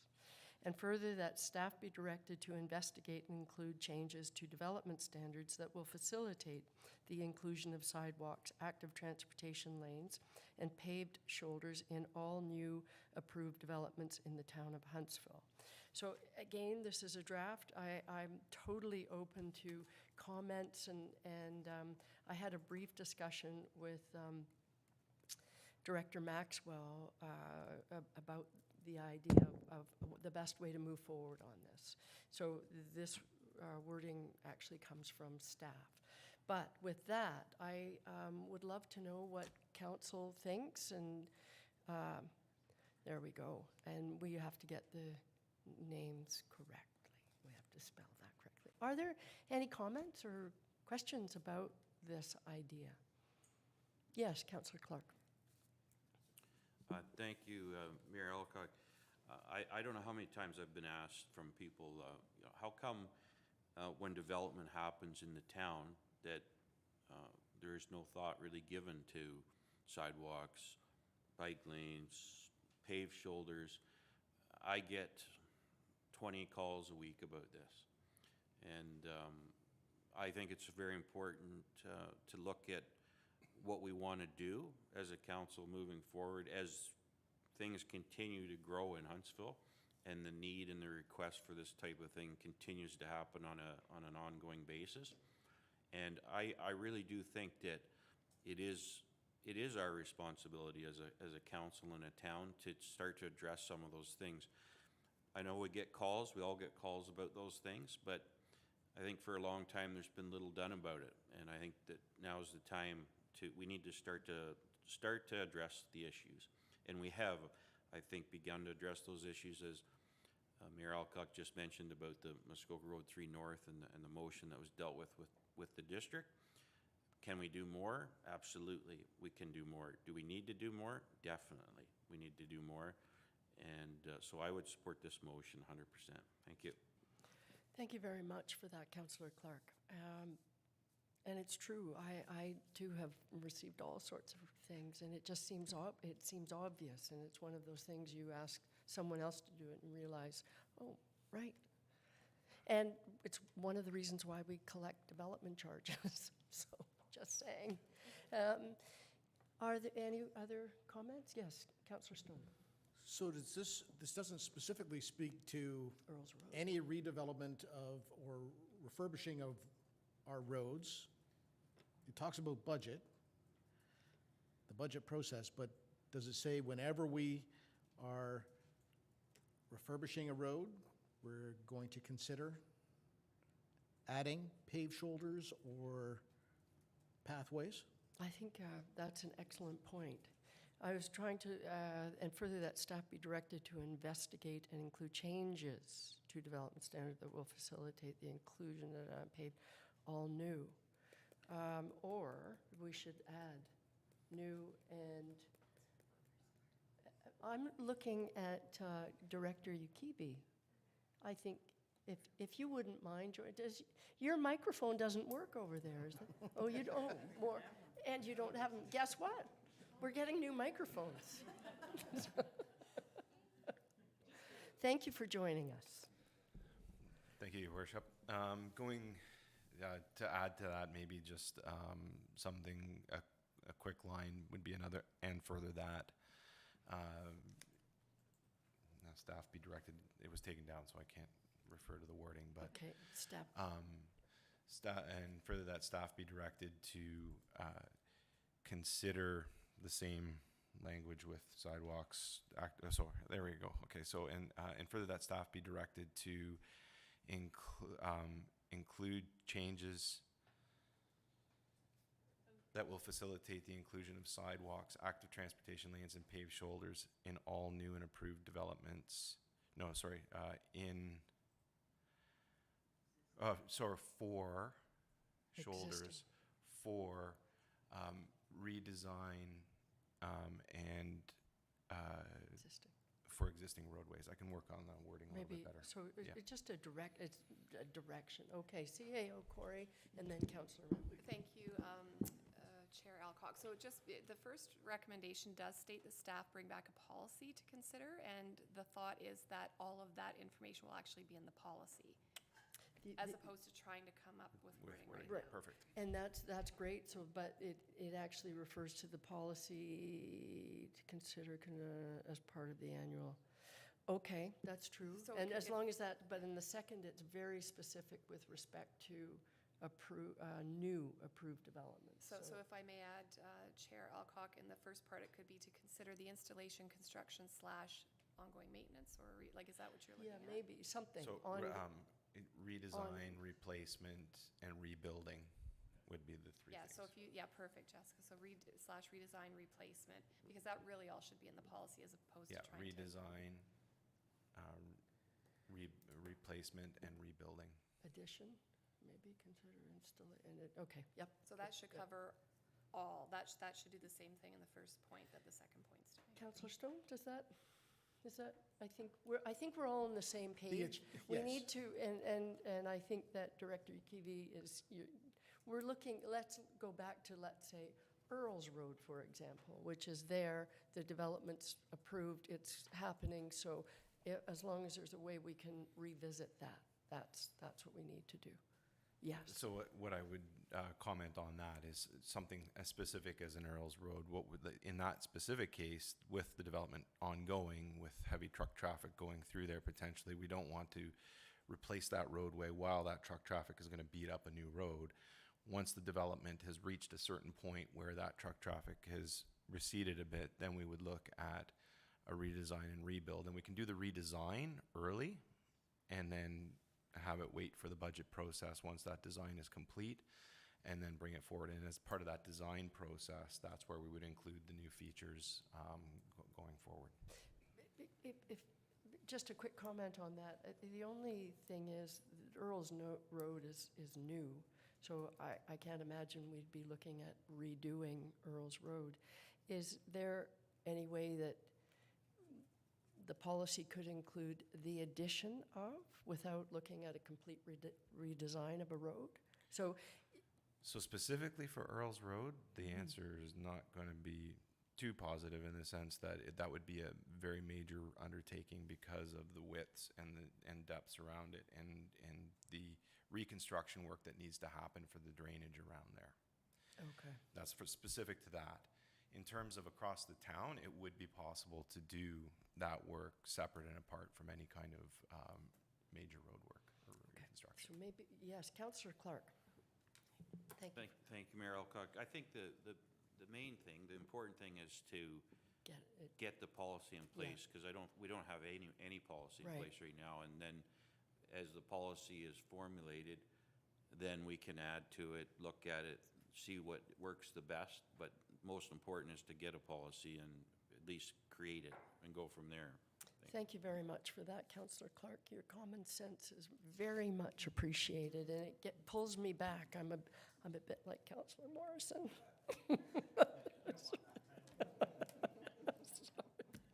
Thank you. Councillor Renwick, followed by Councillor Schumacher. Thank you, Your Worship. I think the question or the observation is too that this would be really for the policy for new developments or new roads that we have, or say existing, because looking at even where I live on Hunters Bay, the road is not in the best condition, but I can't imagine that we would redo that and put sidewalks in at Hunters Bay because we don't need them. We don't particularly need, it'd be nice to have bike lanes, but the road is wide enough that it's, so we don't have to retrofit every single road. No. If it's being redone, it doesn't have to be done exactly like that. But I think with new development, I think definitely if there's something that's happening, a new road being put in or taking over an existing road with extra development around it, then we need to have it. So it's good having this policy for sure. I absolutely, once again, your common sense is appreciated. That's exactly it. And where we have situations like Earls Road, we have to revisit it at some point. And how we do that will probably happen in a whole other discussion. because there will be those situations. But you're absolutely right. For some communities that have been there for a long time and the traffic isn't that huge, people are happy to ride and walk on your road. So yeah, you're right. Okay. I think, yes, Councillor Schumacher? Thank you, through you, Chair Alcock. Yeah, I'm surprised we didn't have a policy. It kind of does surprise me to this day.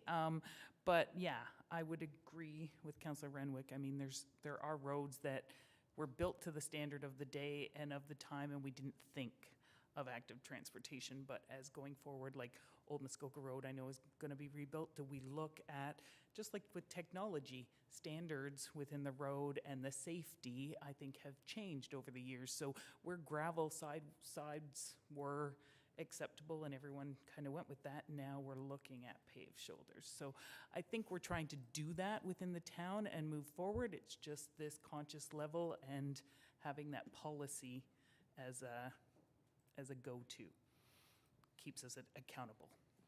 I appreciate that, thank you. And I too was a bit surprised that we didn't, especially, But this is good if council approves. I'm not sure if I have to read it again, given we've added 2 or 3 words to it. I'm looking at our clerk. Thank you, Mayor Alcock. If the mover and seconder are okay, under new business, we're crafting, because you'll notice there's no motions on the agenda. Right. And all these motions are a 2/3 vote, just so you know. Right, okay. But as long as the mover and seconder, Mayor Alcock, because we are crafting under this area. And the mover and seconder, Councillor Stone and Councillor Schumacher, they're both fine, apparently. So, are there any other questions with respect to this? Then, seeing none, I will call the question. All those in favor? And we have more than 2/3. That carries unanimously. Thank you so much, everybody. You're going to print out a new one. Okay. The next one is another one, and we can do this really quickly. I don't know what inspired me. I need a mover and seconder on this, just to put thank you, Councillor Morrison and Deputy Mayor Armour. Just to put it on the floor, we used to have, and I have to find one that I have in the house somewhere, but the town used to have community recognition awards that I remember there was a celebration actually at Algonquin Theatre. It was in 2010, and my deceased husband got one of these, and I couldn't remember what it was for. It might have been for the Huntsville Online, I don't know. But it was a Town of Huntsville award, and it went to citizens in the community that were doing extraordinary things. And so it made me think, and I know Director Babineau, I believe we have existing awards for clubs that, which is great. But I look at it and I think we all know of citizens who are doing things whether it's volunteering for a gazillion things or just being outstanding individuals in whatever it is they do.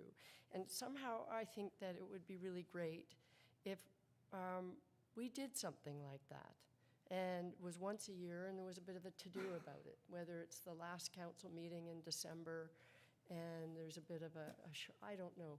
There's something like that at District, but it's only in one it's in the area of social services. So, I do have a motion. Again, we can just throw it on the floor, and then we can get some feedback, what people think. So, I have a motion moved by Councillor Morrison, seconded by Deputy Mayor Armour, whereas the Town of Huntsville has a community recognition program for recognizing the public benefit provided by local service clubs.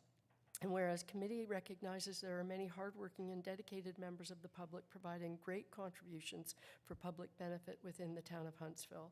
And whereas the town does not currently have a program in place to formally recognize individuals' contributions of public benefit or their impact on the community in a formal capacity. Now therefore, it is recommended that staff be directed to investigate a community recognition awards program that recognizes individuals in our community and report back to committee. I might add one thing, a process for it, like, you know, how we might identify those or whatever, but maybe that's implied. So I don't know what council's thought, Councillor Renwick, you had your hand up earlier. Thank you, Chair Alcock. I was going to say that the Chamber of Commerce used to have the Business Excellence Awards, and I think it was in that where your husband, David, through that, there was always a town component, I believe, to it. There was definitely, and I think you're bang on, but I do recall the town of Huntsville was actually on the, I will find it, it's in storage somewhere, just so I know for sure, but I think you're right. Maybe it was a joint. Yeah, And but I think you it's a great probably had idea. You probably had something to do with it because you were back at the chamber. I was with the chamber then, yeah. Right, yeah. right. So, okay, I'll find out what that was. Thank you. Councillor Fitzgerald.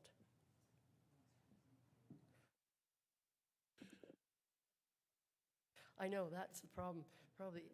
We need new mics.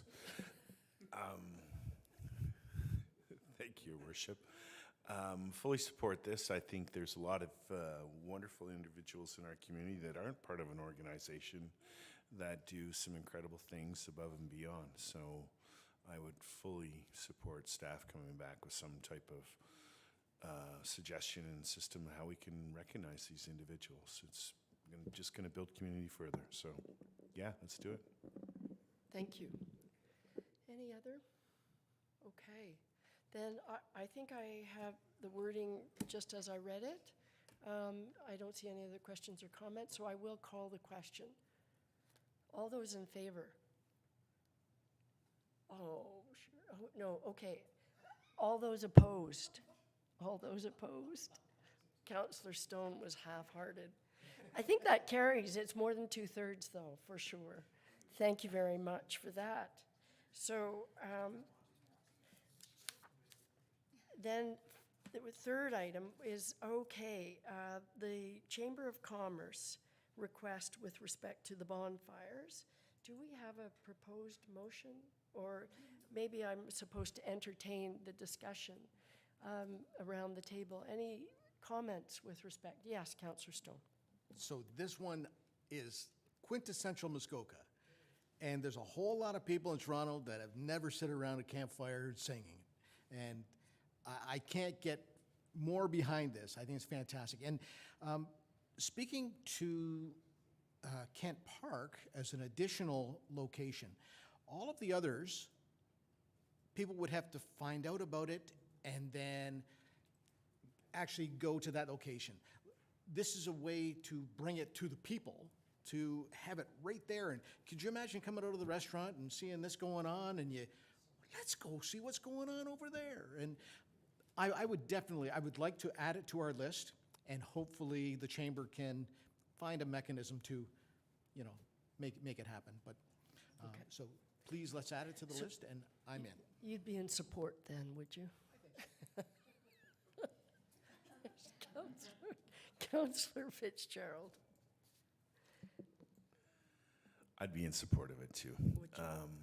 Yeah, I think the only thing is we would like to see the devices they're going to use to have the fires and consult with staff about how not to damage underneath the fire pit. So to come up with a design and work with staff. I don't think it needs to be a council decision, but work with staff to come up with something that's not going to damage the area where the fire pit is used and that has a potential top to stop embers from jumping out. Oh, okay, I think those are great suggestions. So we have a draft motion. Why don't we put it on the floor and see if it does what we would like? Okay, so I have a motion moved by Councillor Stone, seconded by Councillor Fitzgerald. Whereas the Town of Huntsville Parks and Public Spaces you're putting it on the screen, that's great. Public Places Bylaw 2015-25 prohibits fires on town-owned land under section 6.2, is that J? J, Thank you. And whereas the Huntsville Lake of Bays Chamber of Commerce has requested an exemption from the prohibition contained within bylaw 2015-25 for the purpose of having bonfires in the following locations in August 2023: Port Sydney Beach, Hutchison Beach, Avery Beach, Brunel Locks, Lions Lookout. Maybe we want to add Kent Park in there, just to add more at Kent Park. Because remember, we can discuss this afterwards in case someone disagrees with Councillor Stone. Now, therefore, it is recommended that, notwithstanding the prohibitions written bylaws 2015-25, committee permit the request for exemption for the purpose of the special events noted above, and further that the final dates and all fire pit specifications, including the location within the park, to be approved by the Director of Operations and Protective Services.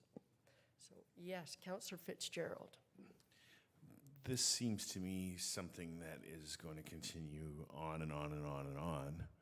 And you may have requests from other groups. Like I know, I hate to say it, but there's fires at Family Day sometimes in Port Sydney at the skating rink. Hate to say it. So maybe we should make this a delegated staff authority without a date restriction on it Right, okay. and deal with it once and for all. The CAO would like to jump in on that. Thank you, Your Worship. So we've been chatting back and forth between the senior leadership team, and I do think the bylaw needs to be revisited to look at, there's a delegation of authority there. We have to talk obviously to fire authorities, but I do think that maybe, and further that be added, that staff revisit the bylaw and propose recommended changes, because I do see this as something that is going to be ongoing. I think that's an excellent suggestion, and that answers your question that we'll come back and look at it. And there might be things that might come out of this as well. You know, we'll find out what happens in August that we would Thank like you, to Madam address. CAO and Your Worship. I appreciate that. Okay, you're most entirely welcome. Councillor Renwick. Thank you, Your Worship. Within the motion, it states that it's the dates are specifically August, but if the fire ban, is lifted in July, she's already proposing one for this weekend, is she not? Like, it's In private, we're in July. Sorry, That's correct. right. Thank you. Yeah. Yeah. And I think she specifically said they're looking for August, so, but a good point. Oh, yes, Deputy Mayor Armour. Thank you, Worship. I support it 100%. The only issue I see may be Brunel Locks, where I think it'd be a great spot for it, but we could run into parking issues out there. So I think that's something they need to consider if they decide to have it out that way. Maybe do some posting ahead of time so people realize it could be a busy night. Okay, good point. And if and it's in there, so are you okay with the wording? Yeah, all right. So, okay. And we're left with Director Yakivi anyway, so it's his lookout to figure that one out. No one can hear me because I'm not speaking and enunciating. So I need to remember to speak loudly and enunciate. My apologies. CAO Corey. Thank you, Worship. So Deputy Mayor Armour raises a good point. This is just for August, so the issue being that if the Chamber wished to proceed with it into September, we actually don't have a council meeting until the end of September. So there would be no ability for that exemption to take place outside of August. Should So we add September? I'm a little bit concerned about the timelines that have been proposed, because there will be no further permissions after August. So are you suggesting maybe we say August and September? That would be to discretion of I committee think, to propose. I'm seeing at least one councillor nod, yes. At least one, two. Okay, I think Councillor Fitzgerald was first. Why don't we say 2023 and it's done? Then it's done. All right? Okay. The winter bonfires are fantastic. Seriously, they are. Okay, so we're making, we are amending that. Since we're crafting this, it's okay, it's not a formal amendment. Councillor Stone and Councillor Morrison. I was simply going to agree that, let's just make it for the whole wide year open. and Okay. let them do it in the winter too. Wide open. Yeah. It's just, okay, that's good. We're, Councillor Morrison? Yeah, thank you, Mayor Alcock. And just while we're crafting, I love Councillor Stone's idea of the Kent Park thing, and whoever originally brought it up, I think it's brilliant.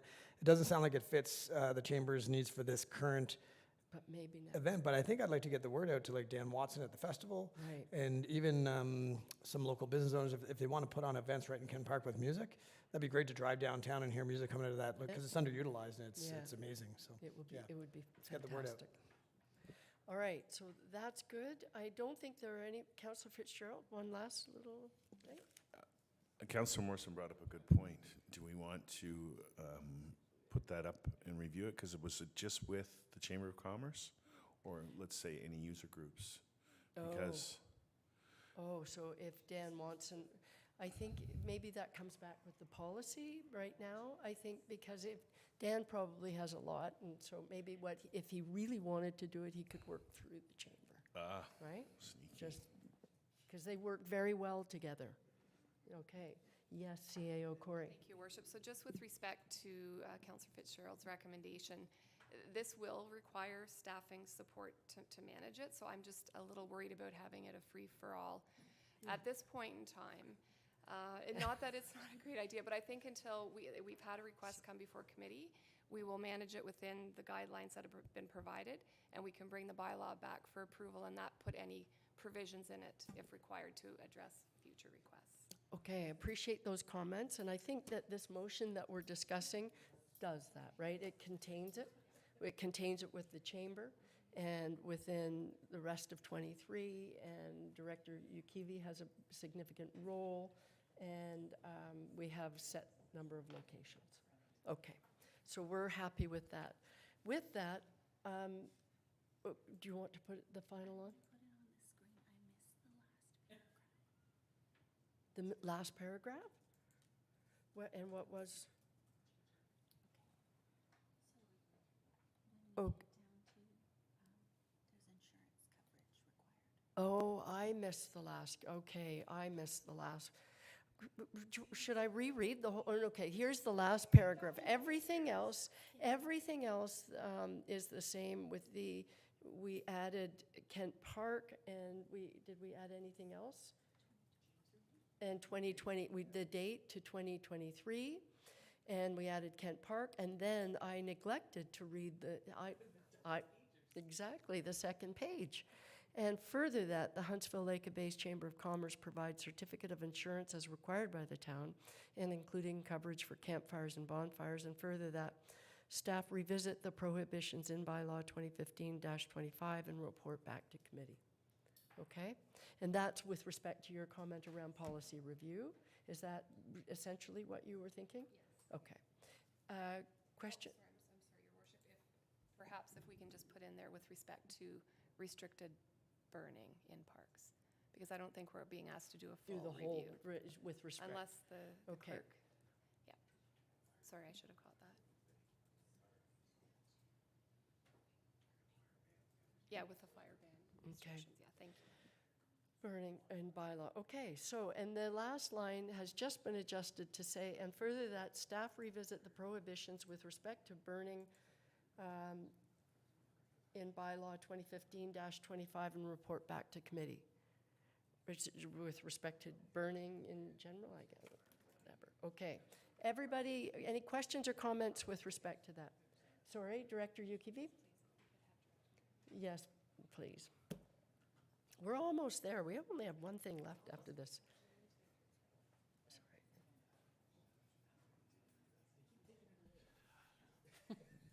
Just, Your Worship, through you, the only thing that I would suggest is the restricted fire zones and burn ban. They're two separate items. Burn ban is a local restricted fire zone we have no control over. So references to them two separately, they're two separate legal processes. So if we could have it on the screen, then we will see what you're talking about. It's Oh, not, there's it's not in the Okay. motion, yeah. No. So I think what the I think that- last part was just saying revisiting with respect to burning in bylaw, with respect to in this particular bylaw. So it's not, we're not confusing the two, right? Okay, yep. Right. And it goes without saying that they know they can't do this if we, for some reason, fires are banned in August, right? That's We have a bigger one that trumps this, right? That's good. Okay. All right. Well, that was good to clear up, though. So any other questions or comments? I don't see any, so I am going to call the question. All those in favor? That carries unanimously, too. Okay. 3 down, 1 to go. And the last one, I had a discussion yesterday with our acting commander of the OPP here in Huntsville, and it was a really good discussion.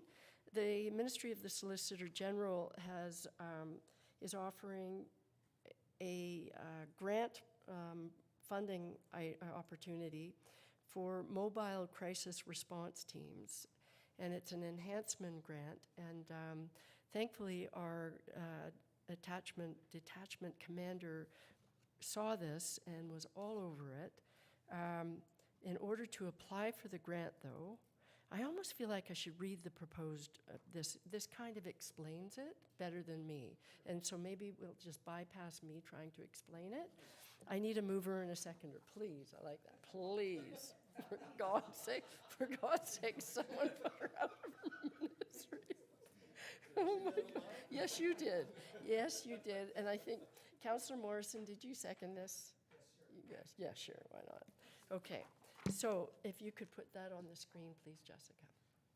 So I have a motion moved by Councillor Stone, seconded by Councillor Morrison.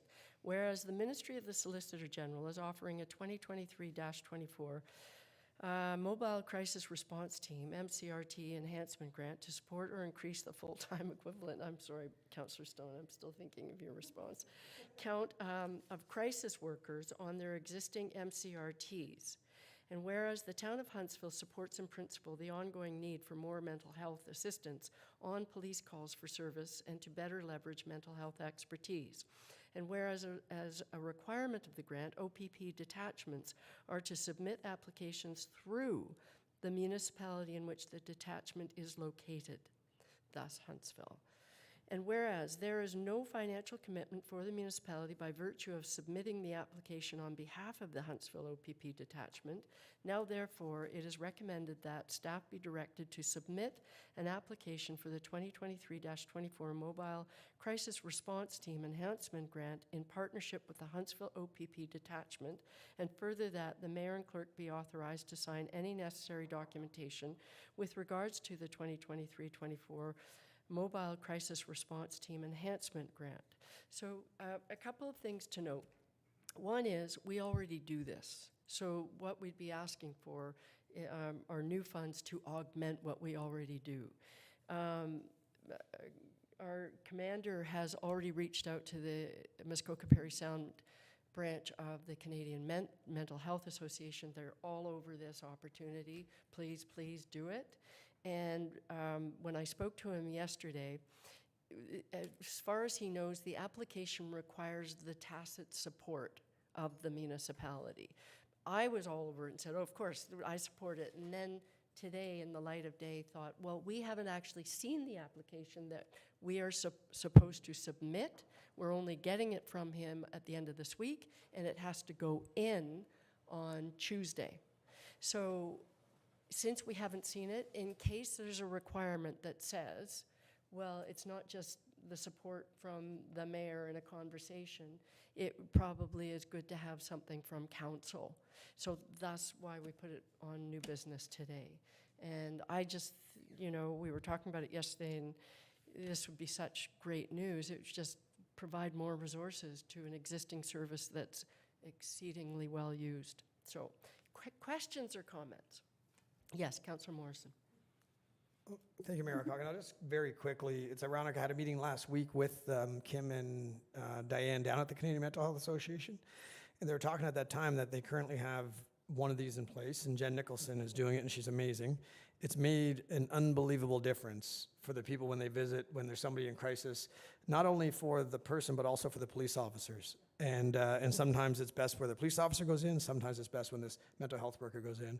But at that time, they were under the impression that we didn't qualify for any more because of the level of our detachments. And that's when Mr. Turner has figured out that we do now qualify. So From what I've heard from Kim and Diana, the impact has been significant, and I think we can jump through hoops to make this happen. It'd be Yeah, amazing. that's absolutely great, and that's what Matt had conveyed, that they were on board. And I should note, too, he had already reached out to Mayor Glover, because he's also interested, and and of course, Lake Bay's, he was ready to take it to their council. It's not necessary because it is, as we focus on, it's supposed to come from the municipality, right? But he is making the application that the support will be provided for an area broader than Huntsville. It will be Lake Bays. In fact, Muskoka, where the demand is huge. So maybe that's why we might qualify, because we're saying we're adding to an existing service, we'll be able to provide a larger area. So thank you for that. Any other comments or questions? Seeing none, I will call the question. All those in favor? That carries unanimously.